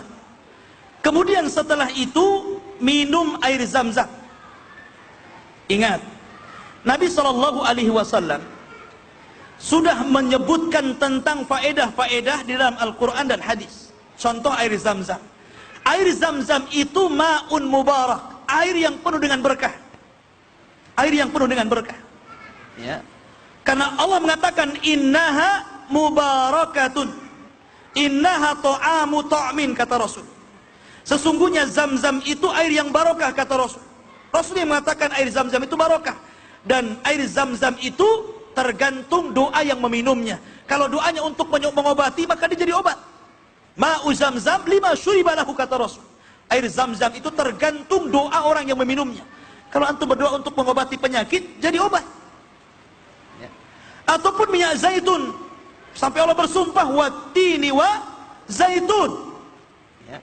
Bahkan Allah mengatakan yuqadu min syajaratin mubarakatin zaitunatin, kata Allah. Jadi ditumbuhkan dari pohon yang berkah, dialah zaitun. Allah yang mengatakan pohon yang berkah. Ya. Kemudian contoh habatus sauda jelas. Dawaun likulli da'in, obat setiap penyakit. Dan surah Al-Fatihah sudah jelas tadi hadis yang bercerita tentang seorang sahabat yang meruqyah, sahabat pemimpin kaum dengan baca Al-Fatihah dan menjadi obat. Ya. Itu diantara contoh yang kedua, cara meruqyah. Kemudian contoh yang ketiga, ya. Kalau antum punya anak, kita takut anak ini terkena sihir. Karena terkadang ada anak kecil itu nangis terus gak habis-habis. Ya, itu tandanya terkena sihir. Tengah malam nangis saja. Ya. Atau demam tinggi banget gitu kan. Terkadang orang tua panik. Ya. Maka cobalah antum meruqyah sebagaimana Ibrahim alaihi salatu wassalam pernah meruqyah dua putranya. Siapa? Ya'qub dan Ismail. Ibrahim tidak mencukupkan kenabian dan kerasulannya. Kurang apa Ibrahim? Seorang nabi, seorang rasul, Khalilur Rahman, terbaik kedua setelah rasul. Tapi dia tidak mencukupkan dengan kenabian dan kerasulannya, dia tetap meminta bantuan kepada Allah dan ruqyah anak. Karena anak-anak itu paling mudah terkena ain. Dan Nabi SAW mengatakan, kebanyakan orang mati setelah takdir dan keputusan Allah itu karena gara-gara penyakit ain. Ya. Maka Nabi SAW menyuruh umatnya untuk berlindung dari penyakit ini. Dan penyakit ain ini macam-macam, termasuk sihir. Ya. Termasuk sering bertengkarnya suami istri itu bisa juga termasuk penyakit ain. Ya. Termasuk anak-anak yang kemudian masih kecil, bayi suka sakit-sakitan, itu bisa saja terkena penyakit ain. Maka caranya gimana? Caranya sebagaimana yang diajarkan Ibrahim alaihi salatu wassalam kepada putranya Ismail dan Yakub. Bacalah doa. Doanya apa? Doanya seperti ini. Disebutkan dalam sebuah riwayat bahwa di antara doa Ibrahim kepada anaknya, coba letakkan di badan si bayi tersebut atau anak antum, a'udzu bi kalimatillahi tammati. Aku berlindung kepadamu ya Allah dengan kalimat-kalimatmu yang sempurna, min kulli syaitanin wa hammah, dari setiap syaitan dan hama. Hama ini binatang-binatang yang boleh, binatang-binatang yang berbisa, mungkin rayap-rayap, mungkin bayi itu terkena sengatan orang tua tidak tahu, ya kan? Terkena sengatan kalajengking atau mungkin semut merah atau apa gitu kan yang membawa bisa sehingga dia nangis terus, kita tidak tahu. Min kulli syaitanin wa hamma wa min kulli ainin lamah, dan dari setiap penyakit ain dari orang yang hasad kepadanya. Pegang bayi itu, pegang anak itu, anak-anak antum yang masih kecil, ya. Antum pegang di ubun-ubunnya seperti ini, kemudian antum bacakan a'udzu bikalimatillahi tammati min kulli syaitanin wa hammati wa min kulli ainin lamah. Nah, antum tiup pukulnya, ya kan? Itu juga cara meruqyah juga. Cara meruqyah supaya anak kita tidak terkena sihir. Kemudian juga disebutkan oleh Wahab ibn Munabbi. Ini cara yang lain. Ini biasanya kalau mulai ini terjadi cekcok suami istri, nggak pernah akur, didamaikan nggak pernah akur, padahal awalnya baik-baik saja, nggak ada sebab, nggak dapat atau bertengkar aja. Nah, boleh juga terkena penyakit sihir yang disebut dengan al-atfu was-saraf namanya. Al-atf itu artinya kecintaan. Bagaimana caranya biar dia cinta kepada saya dan cinta kepada yang, dan tidak cinta kepada yang lainnya. Boleh jadi suaminya mungkin ta'adud gitu kan, ya. Kata istrinya ta'udud, bukan ta'adud, ta'udud gitu. Antum tahu ta'udud gitu kan. Jadi anggaplah mungkin istri pertama, istri kedua hasad dengan istri kedua gitu kan, atau ketiga. Gimana caranya suaminya milik dia saja? Maka dia datang ke dukun supaya suaminya hanya dia saja yang dicintai dan pandangan istri yang kedua, yang ketiga bermasalah. Ataupun memisahkan supaya bercerai. Dan kebanyakan penyakit yang ini yang suka datang ke dukun gara-gara ini biasanya kaum hawa. Ibu-ibu biasanya yang seperti ini. Laki-laki nggak apa-apa.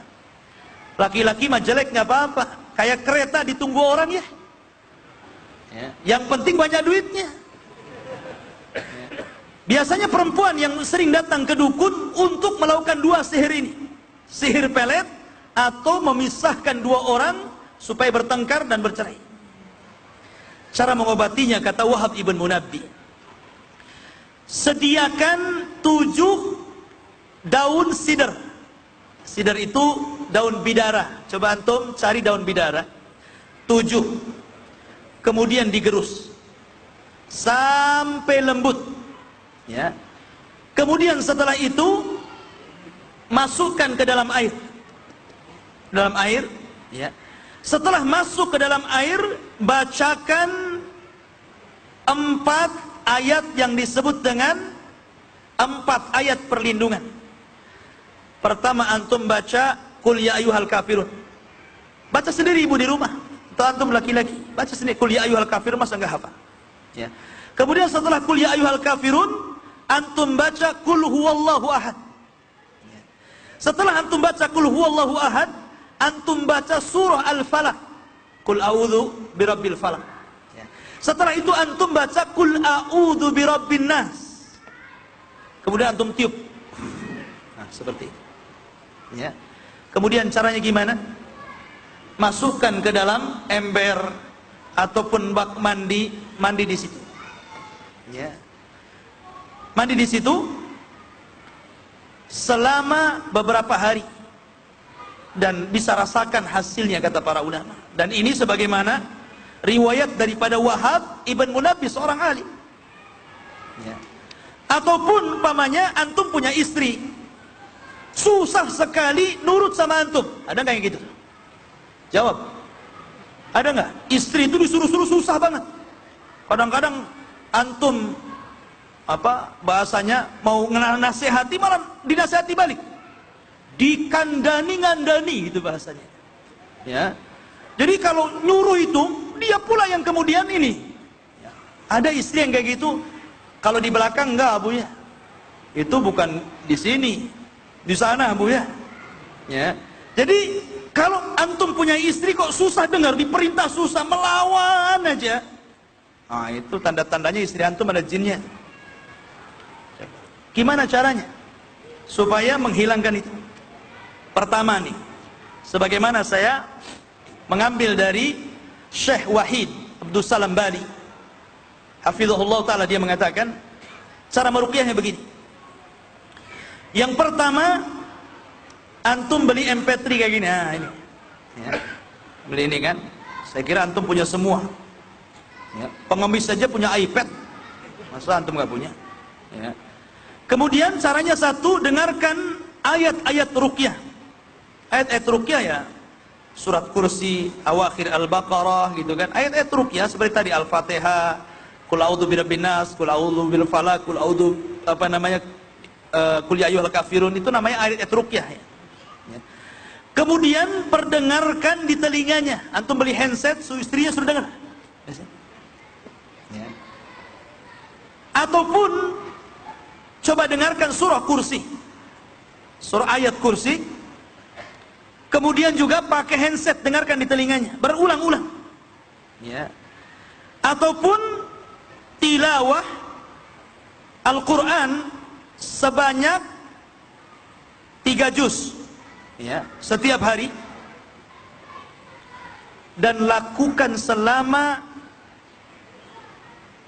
45 hari. Tiap hari, agak banyak ya, agak lama ya. Nah, cobalah antum lakukan kayak gitu. Masalahnya istri antum mau atau enggak itu. Ya kan? Di ruqyah kayak gini mau enggak itu istri antum? Ya, jadi ruqyah syariah itu caranya, karena ini kan yang masalahnya kan pendengaran dia itu.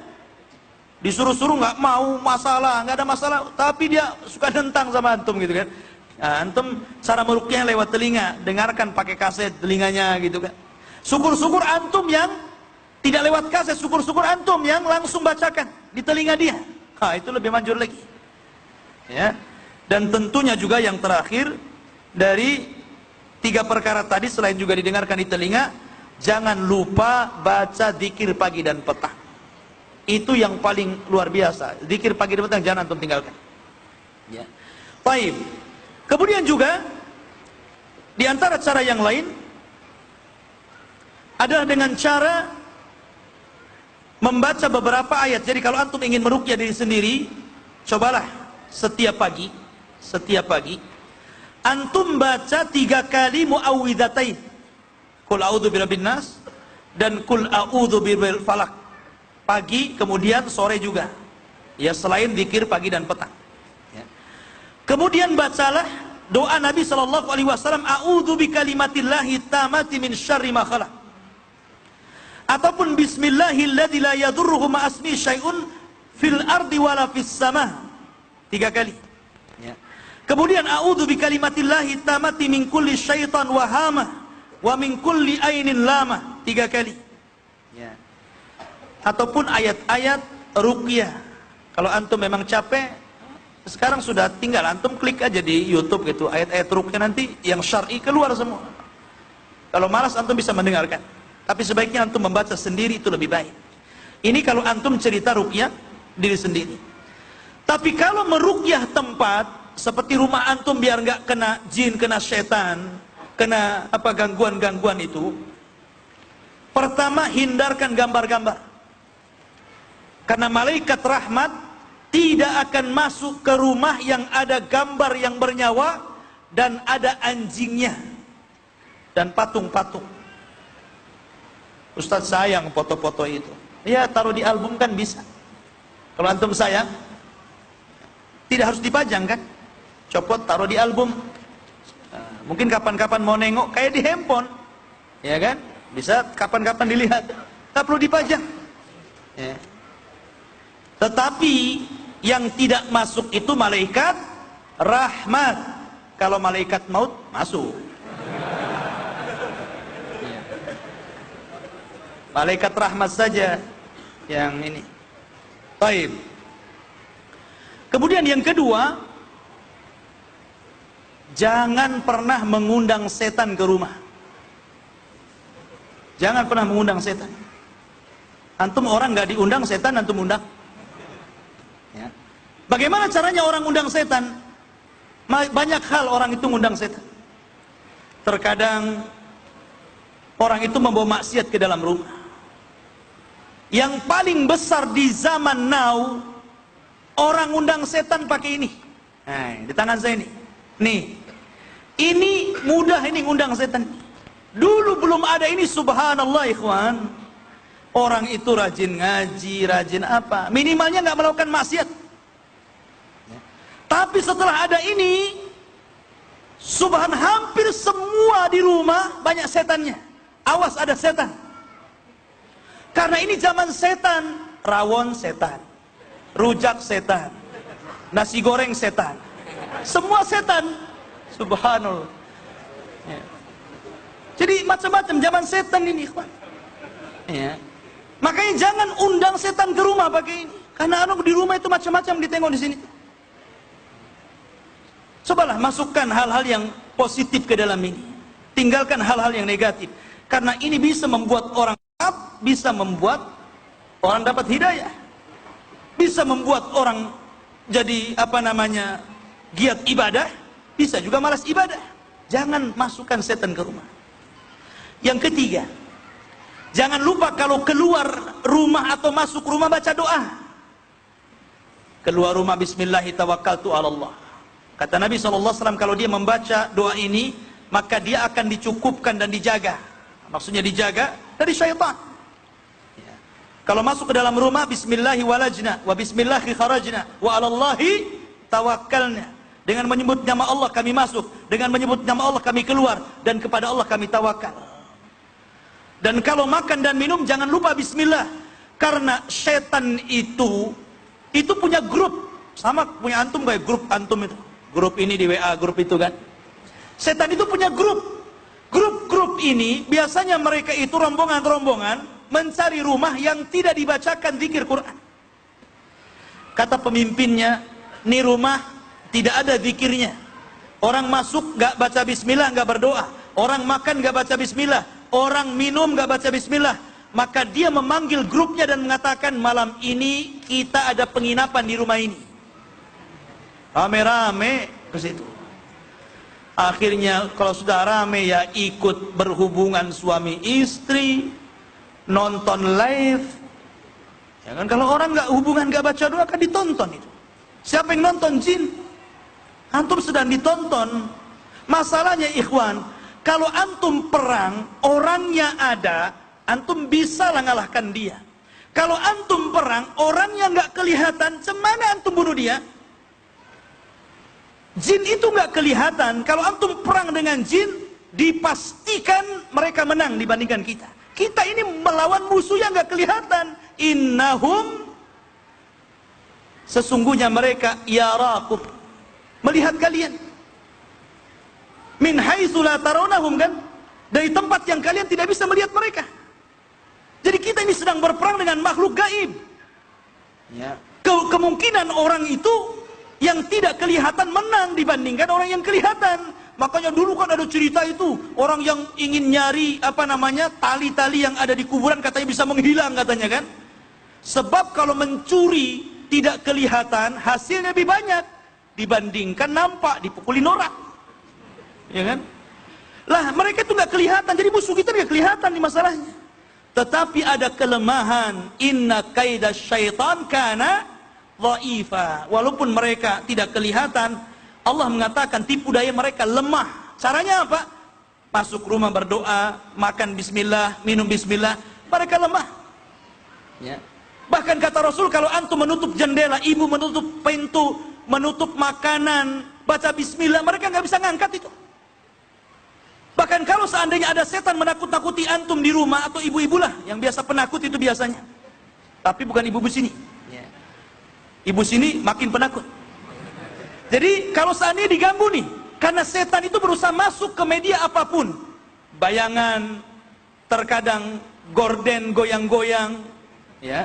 Terkadang bayangan pohon karena diterpa angin, terkadang kucing nabrak gelas, macam-macam. Mereka akan masuk ke semua media supaya menakut-nakuti kita. Apalagi gelap rumah, apalagi hujan deras, tetangga punya anjing ribut hari-hari, ya, makin takutlah kan. Tetapi kata Nabi, kalau ada setan berusaha mengganggu kamu, jangan pedulikan. Antum lewat ke sebuah tempat kok merinding-rinding ini, ya.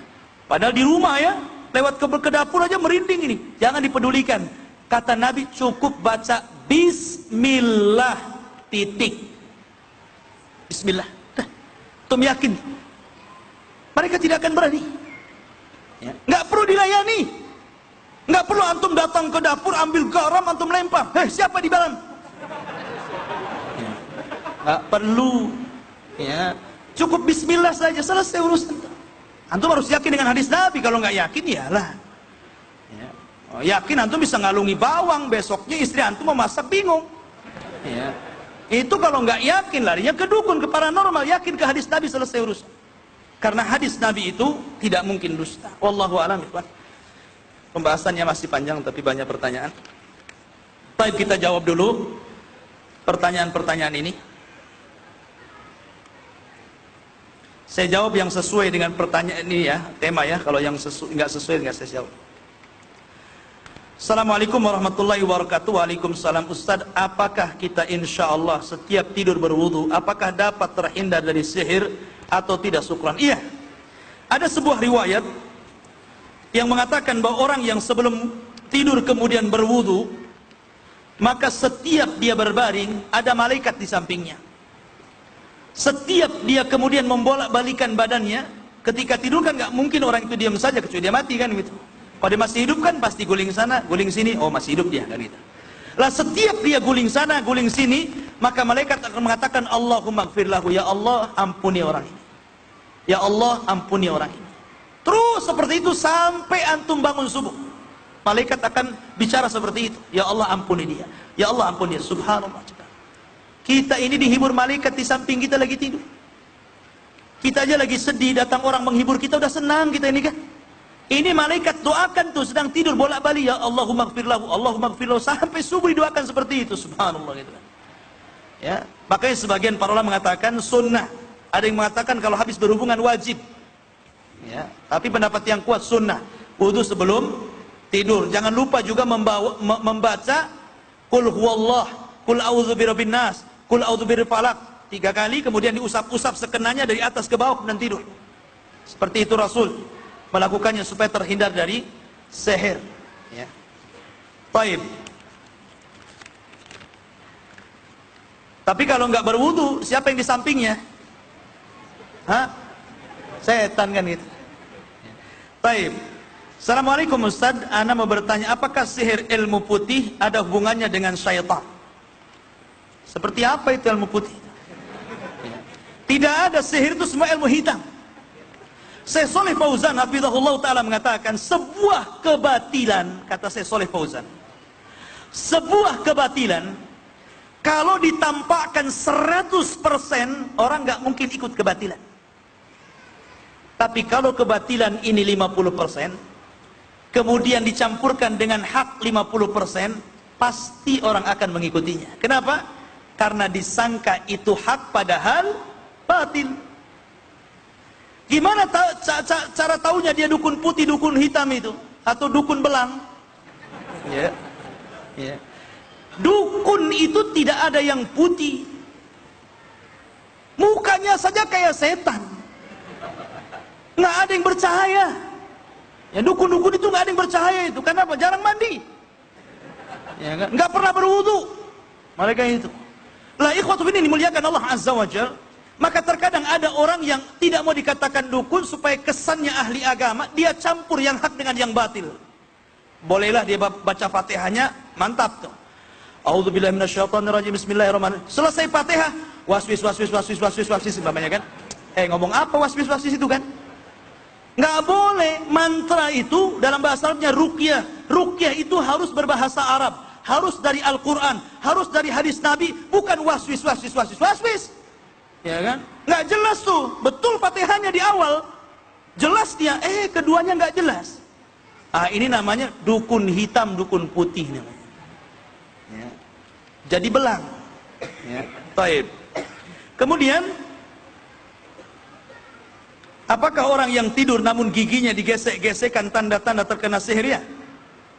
Sebagian para ulama seperti itu. Ada yang mengatakan bisa juga ya karena faktor yang lain. Tapi ada juga para ulama yang memasukkan di antara tanda-tanda orang ini diganggu syaitan. Diganggu setan ketika tidur bunyi gitu kan. Atau bisa faktor lain. Tapi ada ulama yang memasukkan ini bagian dari itu. Dari diganggu setan. Wallahu a'lam.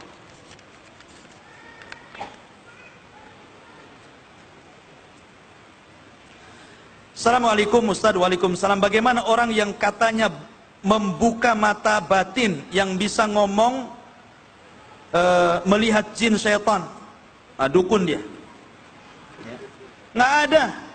Orang tidak mungkin melihat jin kecuali punya jin. Jin itu nggak kelihatan. Gimana caranya? Makanya heran kalau saya ada acara nangkap jin dimasukkan ke dalam botol. Apa cerita itu? Gimana cara nangkapnya? Jin itu gak kelihatan. Kalau ditarik-tarik dimasukkan botol pula, tutup-tutup ya. Sekali ada bolong kecil, keluar lagi dia. La ilaha illallah, bocor ya. Nggak bisa orang itu menangkap jin kecuali punya jin. Jadi kalau ada anak katanya punya indera keberapa gitu kan, ke-10. Anak itu kena jin diruqyah anak itu. Bukan anak hebat, anak ajaib, bukan. Itu anak jin itu. Ya. Jadi harus diruqyah itu. Kalau ada anak keanehan itu punya diruqyah. Itu ada jinnya itu. Jangan bangga punya anak kayak gitu. Ya. Baik. Kemudian pertanyaan yang lain, Ustaz, apakah di dalam Islam ada simbol kepercayaan bernama Hand of Fatimah, tangan Fatimah putri Rasulullah? Karena ana pernah melihat sebuah gambar di internet telapak tangan dengan mata satu di tengahnya. Di gambar tersebut tertulis simbol kepercayaan Islam, mohon penjelasannya. Nggak ada simbol-simbol dalam Islam. Tidak ada. Simbol dalam Islam la ilaha illallah. Ya. Ada lagi. Simbol Dajjal mungkin ya. Matanya di tengah. Ya, Zionis gitu kan. Kalau sudah cerita Fatimah, jangan-jangan Syiah dia ya. Kita tidak membenci keluarga Rasul. Demi Allah, ahli sunnah itu paling mencintai keluarga Rasul. Makanya setiap sholat kita selalu membaca Allahumma salli ala Muhammad wa ala ali Muhammad. Wa ala ali Muhammad itu keluarga Muhammad. Termasuk Ali, Fatimah, Hasan, Husain. Kita sangat sayang kepada mereka. Gimana tidak sayang Hasan dan Husain itu akan menjadi pemimpin kita kalau Allah takdirkan kita masuk surga. Dan Fatimah akan menjadi pemimpin ibu-ibu kalau ibu-ibu ditakdirkan masuk surga. Kata Rasul, anti sayyidatun nisa fil jannah. Hei Fatimah, engkau akan menjadi pemimpin kaum wanita di surga. Ketika Rasul menyebutkan Hasan dan Husain, antuma sayyidah syababi ahlil jannah. Kalian berdua akan menjadi pemimpin para pemuda di surga. Gimana kita dikatakan benci ahli bait? Demi Allah, ahli sunnah tidak benci ahli bait. Kita sayang dengan mereka. Tapi kita dudukan sebagaimana kedudukan yang Allah berikan kepada mereka. Tidak melampaui batas. Tidak melampaui batas. Ketika Husain terbunuh, dipenggal kepalanya sampai bingung orang mengatakan ada 3 kepala. Kenapa ada 3 kepala? Karena kuburannya ada 3. Satu di Mesir, satu di Syam, satu di Madinah. Kepala Husain mana satu? Masa satu orang kepala 3? Ya kan? Kemudian mereka berpikir ada yang di sana. Akhirnya orang Syiah sebagian ke Mesir, ziarah ke sana, ke kepalanya di sana. Yang satu ziarah ke Syam, katanya kepalanya di sana. Ya. Katanya ziarah ke sana. Mana? Mereka sendiri ragu, berarti nggak jelas mana satu kepalanya kan? Akhirnya mereka membuat ratapan. Setiap Asyura dia pukul-pukul sampai anak bayi dipukul kepalanya sampai keluar darah. Mereka mengatakan, apa yang kami lakukan belum apa-apa dengan musibah yang Allah timpakan kepada Husain lantaran kesalahan kami. Rasul mengatakan, tidak boleh seseorang itu kalau mengalami musibah memukul-mukul. Laisa minna man darabal hudud. Tidak boleh memukul-mukul pipi. Itu Rasul yang mengatakan. Wa syaqqal juyub, merobek-robek pakaian. Wada abidak wal jahiliyah, berteriak-teriak seperti jahiliyah. Tak boleh, ikhwan. Ya. Kita doakan, bukan meratap seperti itu. Assalamualaikum warahmatullahi wabarakatuh. Semoga Ustaz selalu dalam rahmat Allah dan lindungannya. Amin. Jazakallahu khairan. Ana mau bertanya Ustaz, apakah sihir santet jin kiriman yang ditujukan untuk menyakiti orang itu ditandai dengan adanya bukhul, tali tambang dan sejenisnya? Jika benar, bagaimana cara mengetahui letak bukhul itu yang disembunyikan? Ada pertanda gak baik mengganggu keluarga ana Ustaz, kami khawatir ada orang yang jahat mengirimkan jin atau semacamnya mengganggu kami. Mohon bantuan doa untuk keluarga kami Ustaz, jazakallahu khairan. Bismillah, alhamdulillah. Ya. Pertama, semoga Allah Subhanahu wa taala mudahkan antum, melindungi antum dari kejahatan sihir. Baik. Setiap sihir kalau memang sifatnya menyakiti orang, sihir itu kan macam-macam. Dan sihir itu dunia perdukunan yang paling parah. Kalau arraf atau kahin hanya sekedar meramal saja, itu tidak menyakitin orang. Ya kan? Seperti ramalan ada seorang wanita buta, siapa itu? Baba siapa itu kan?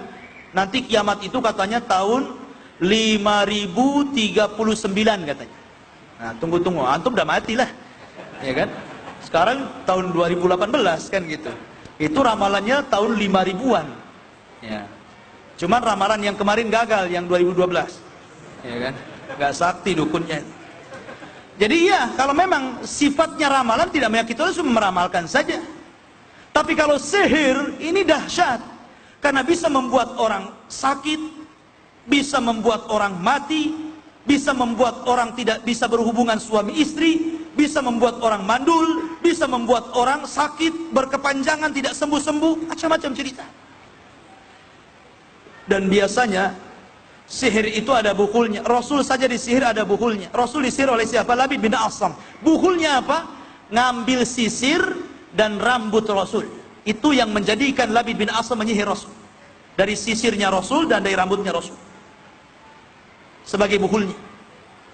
Makanya saya tolong mohon kepada ibu-ibu di belakang, kalau punya anak gadis, jangan dipajang di medsos.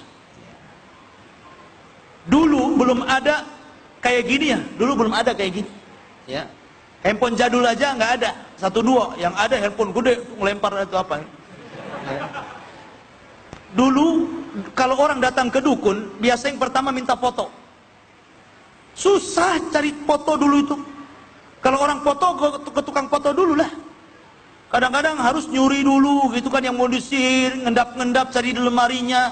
Ya. Sekarang kan dari kejauhan tinggal cekrek saja. Bahkan sengaja nggak dicekrek, dia sendiri masang. Sihir saya katanya. Ya kan? Iyalah. Itu bahasanya seperti itu, sihir saya. Diletakkan ke gambar akhwat-akhwat di belakang itu. Jadi sekarang nyihir orang mudah. Fotonya sudah ada. Tak perlu lagi nyari foto. Ya kan? Makanya banyak sekarang orang yang terkena sihir dari itu. Akhirnya anaknya lalai ibadah, buka aurat. Akhirnya kena pergaulan bebas, hilang dari rumah ternyata sudah hamil, macam-macam cerita. Itu sihir juga. Jangan diletakkan di situ. Ya, saya mohon sekali supaya terhindar dari sihir. Jadi bukhul itu ada, bagaimana cara dapatinya? Ya antum cari di sekitar rumah antum yang kira-kira yang mencurigakan apa? Karena bukhul itu biasanya dari alat-alat, bisa paku, jarum, atau kotoran, atau tanah kuburan, atau apa macam-macam cerita gitu kan di situ. Cari. Kalau ada yang mencurigakan, ambil bakar. Baca bismillah. Ya. Atau memang kalau memang sudah terkena sihir, ruqyah. Nanti tanya jinnya itu, di mana kau simpan bukhulnya? Dan harus dicari ketika itu karena jin itu pandai dusta. Dan kalau meruqyah jangan memperbanyak dialog. Ingat. Karena jin itu dusta. Serang saja dengan ayat Allah. Bakar mereka dengan Al-Quran. Kalau banyak dialog nanti jadi kawan antum. Ya. Antum tanya satu saja, di mana kau letakkan buhulnya? Ukhruj ya adu Allah, keluar wahai musuh Allah. Tanya buhulnya di mana? Nanti dia akan sebutkan di mana. Cari, karena dulu juga saya pernah melihat guru saya meruqyah. Ditanya buhulnya di mana, dia bilang di lemari. Cari lemari nggak ada. Ya. Di mana? Di belakang rumah. Cari belakang rumah nggak ada. Dusta. Mereka memang berdusta seperti itu, nggak mau keluar dari pasiennya. Cari buhul yang mencurigakan, musnahkan. Wallahu a'lam. Assalamualaikum, apakah meruqyah diri sendiri di akhirat kita tidak terlepas dari hisab? Meruqyah sendiri tidak ada larangan. Yang dilarang itu yastarkun, minta diruqyah. Pertanyaannya, kenapa minta diruqyah kok masuk pada sifat itu, tidak masuk pada sifat 70.000 golongan?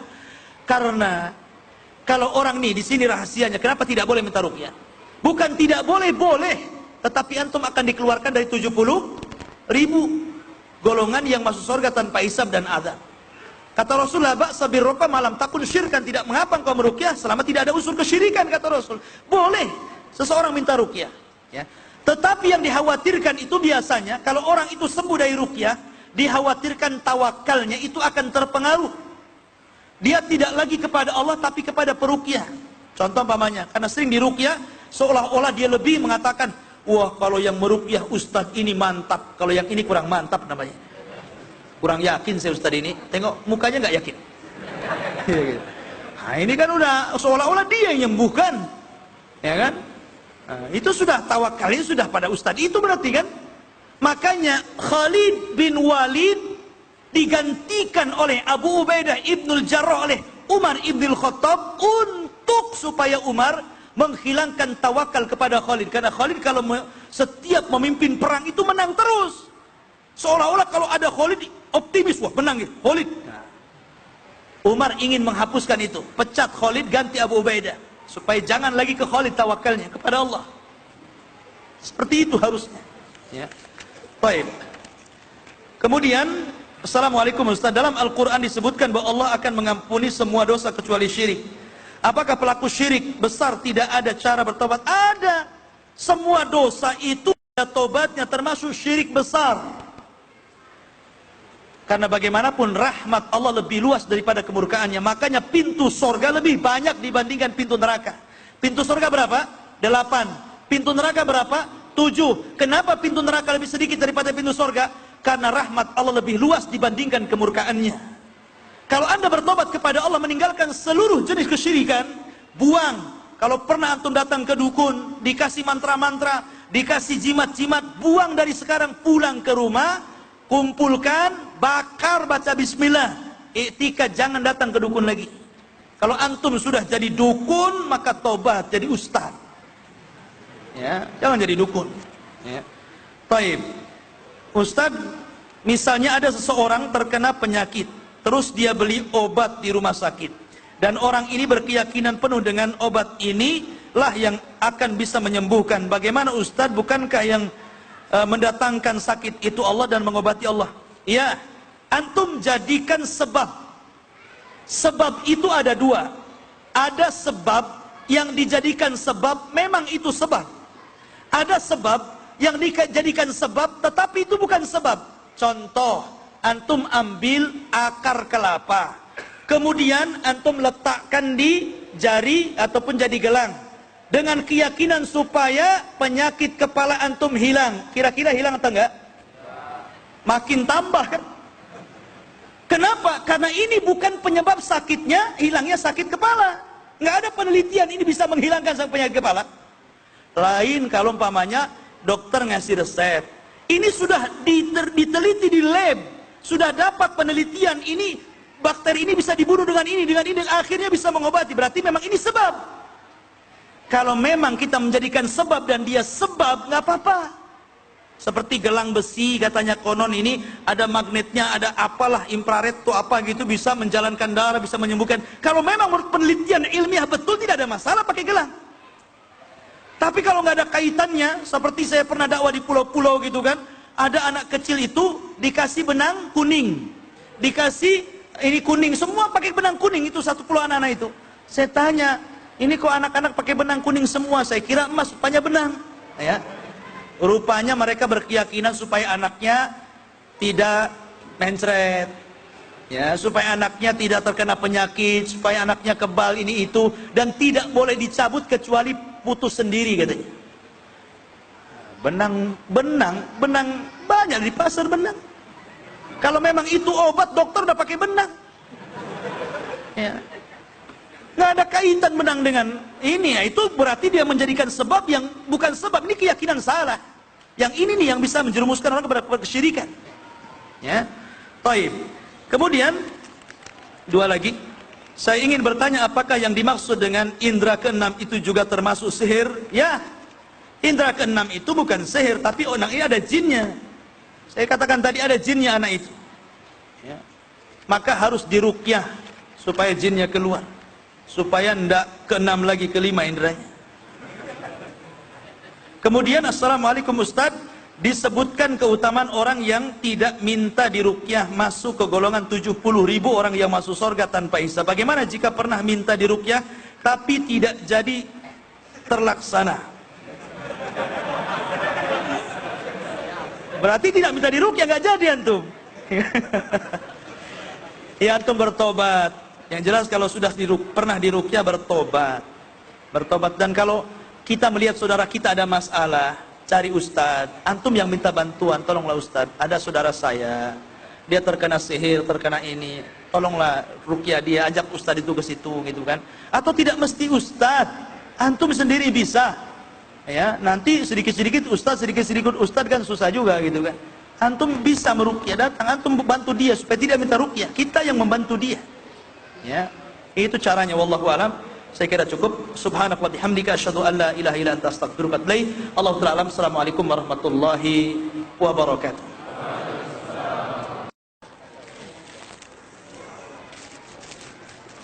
Akhwat 2, ikhwan 2 ya. Tapi ini kaos ikhwan semua, nggak ada lah. Untuk ikhwan semua, afwan. Ya. Toy, pertanyaannya. 1.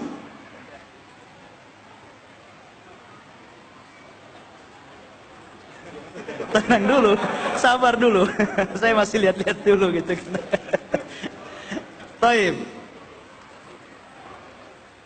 Sebutkan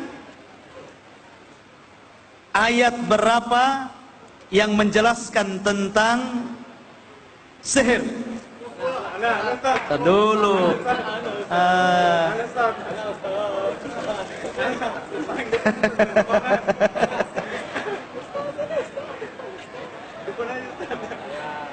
Jangan dulu, ini cuma 4 masalahnya.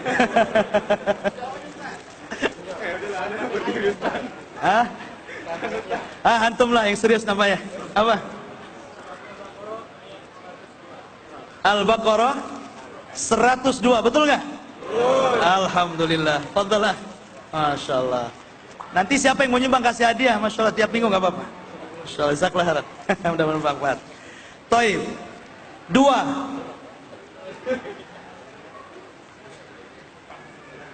Siapa yang hafal surat tersebut, ayat tersebut? Tadi barusan yang dekat. Sekarang sebelah kanan. Nggak ada yang hafal? Ana Ustaz. Itu anak kecil. Ayo, berdiri.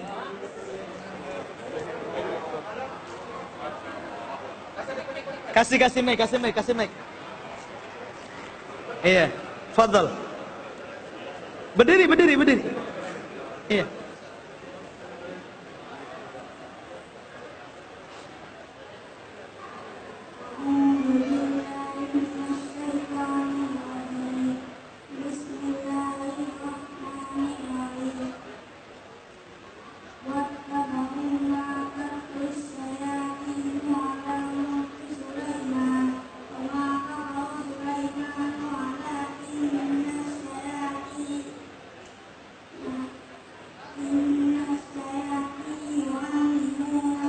Walakinna syayatina kafaru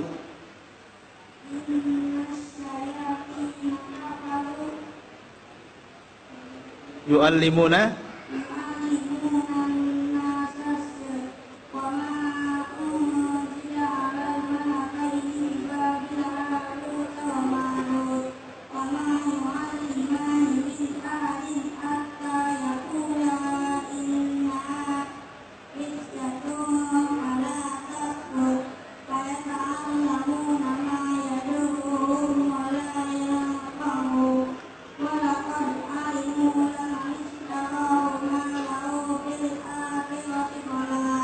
min khalaq.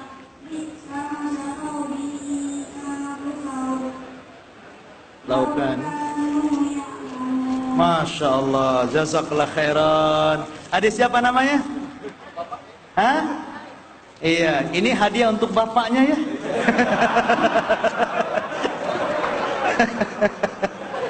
Masya Allah. Masya Allah tuh. Bisa luar biasa anak ini. Tajwidnya bagus. Taib. Cuman di agak ini aja ya, kurang pede. Taib.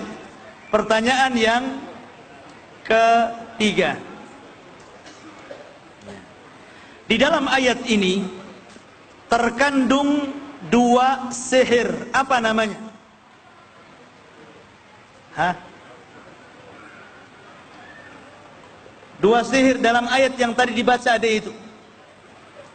Nanti saya ngacung loh. Hah? Paling belakang. Ada itu siapa tadi yang ngacung tuh? Hah? Taib, akhwat aja. Nggak ada akhwat? Fadal. Sihir? Tafrik? Aywa.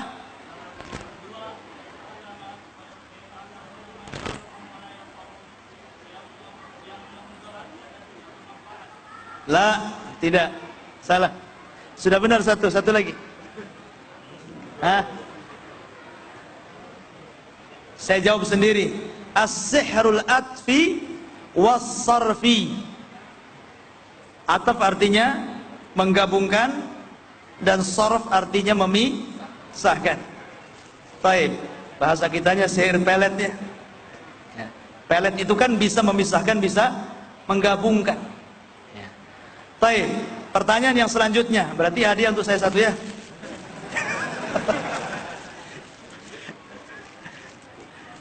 Baik. Di antara doa yang diajarkan Rasul, sebutkan satu doa untuk ruqyah. Sudah antum ya? Ujung. Kasih mic. Ada mic-nya enggak? Bawa. Bawa satu tolong Afan. Sana.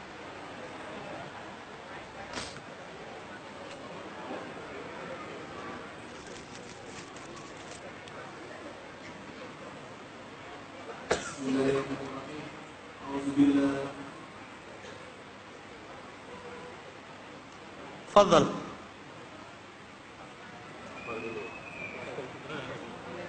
Lupa antum ya? A'udzu bikalimatillah. Baik. Baik. Betul tak? Ahsan, fadhal. Apa-apa ya, salah sedikit. Sebenarnya ini digunting jadi dua ya, karena anak kasih tadi. Fadhal, ambil. Baik, terakhir.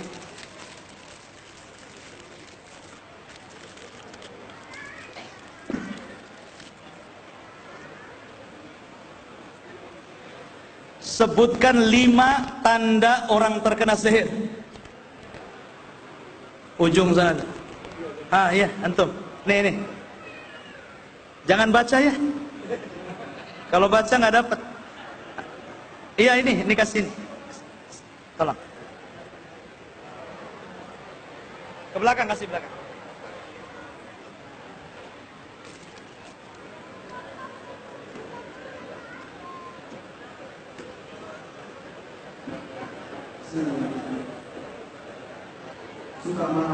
Suka marah-marah. Suka ada pasangannya, suka batin-batin,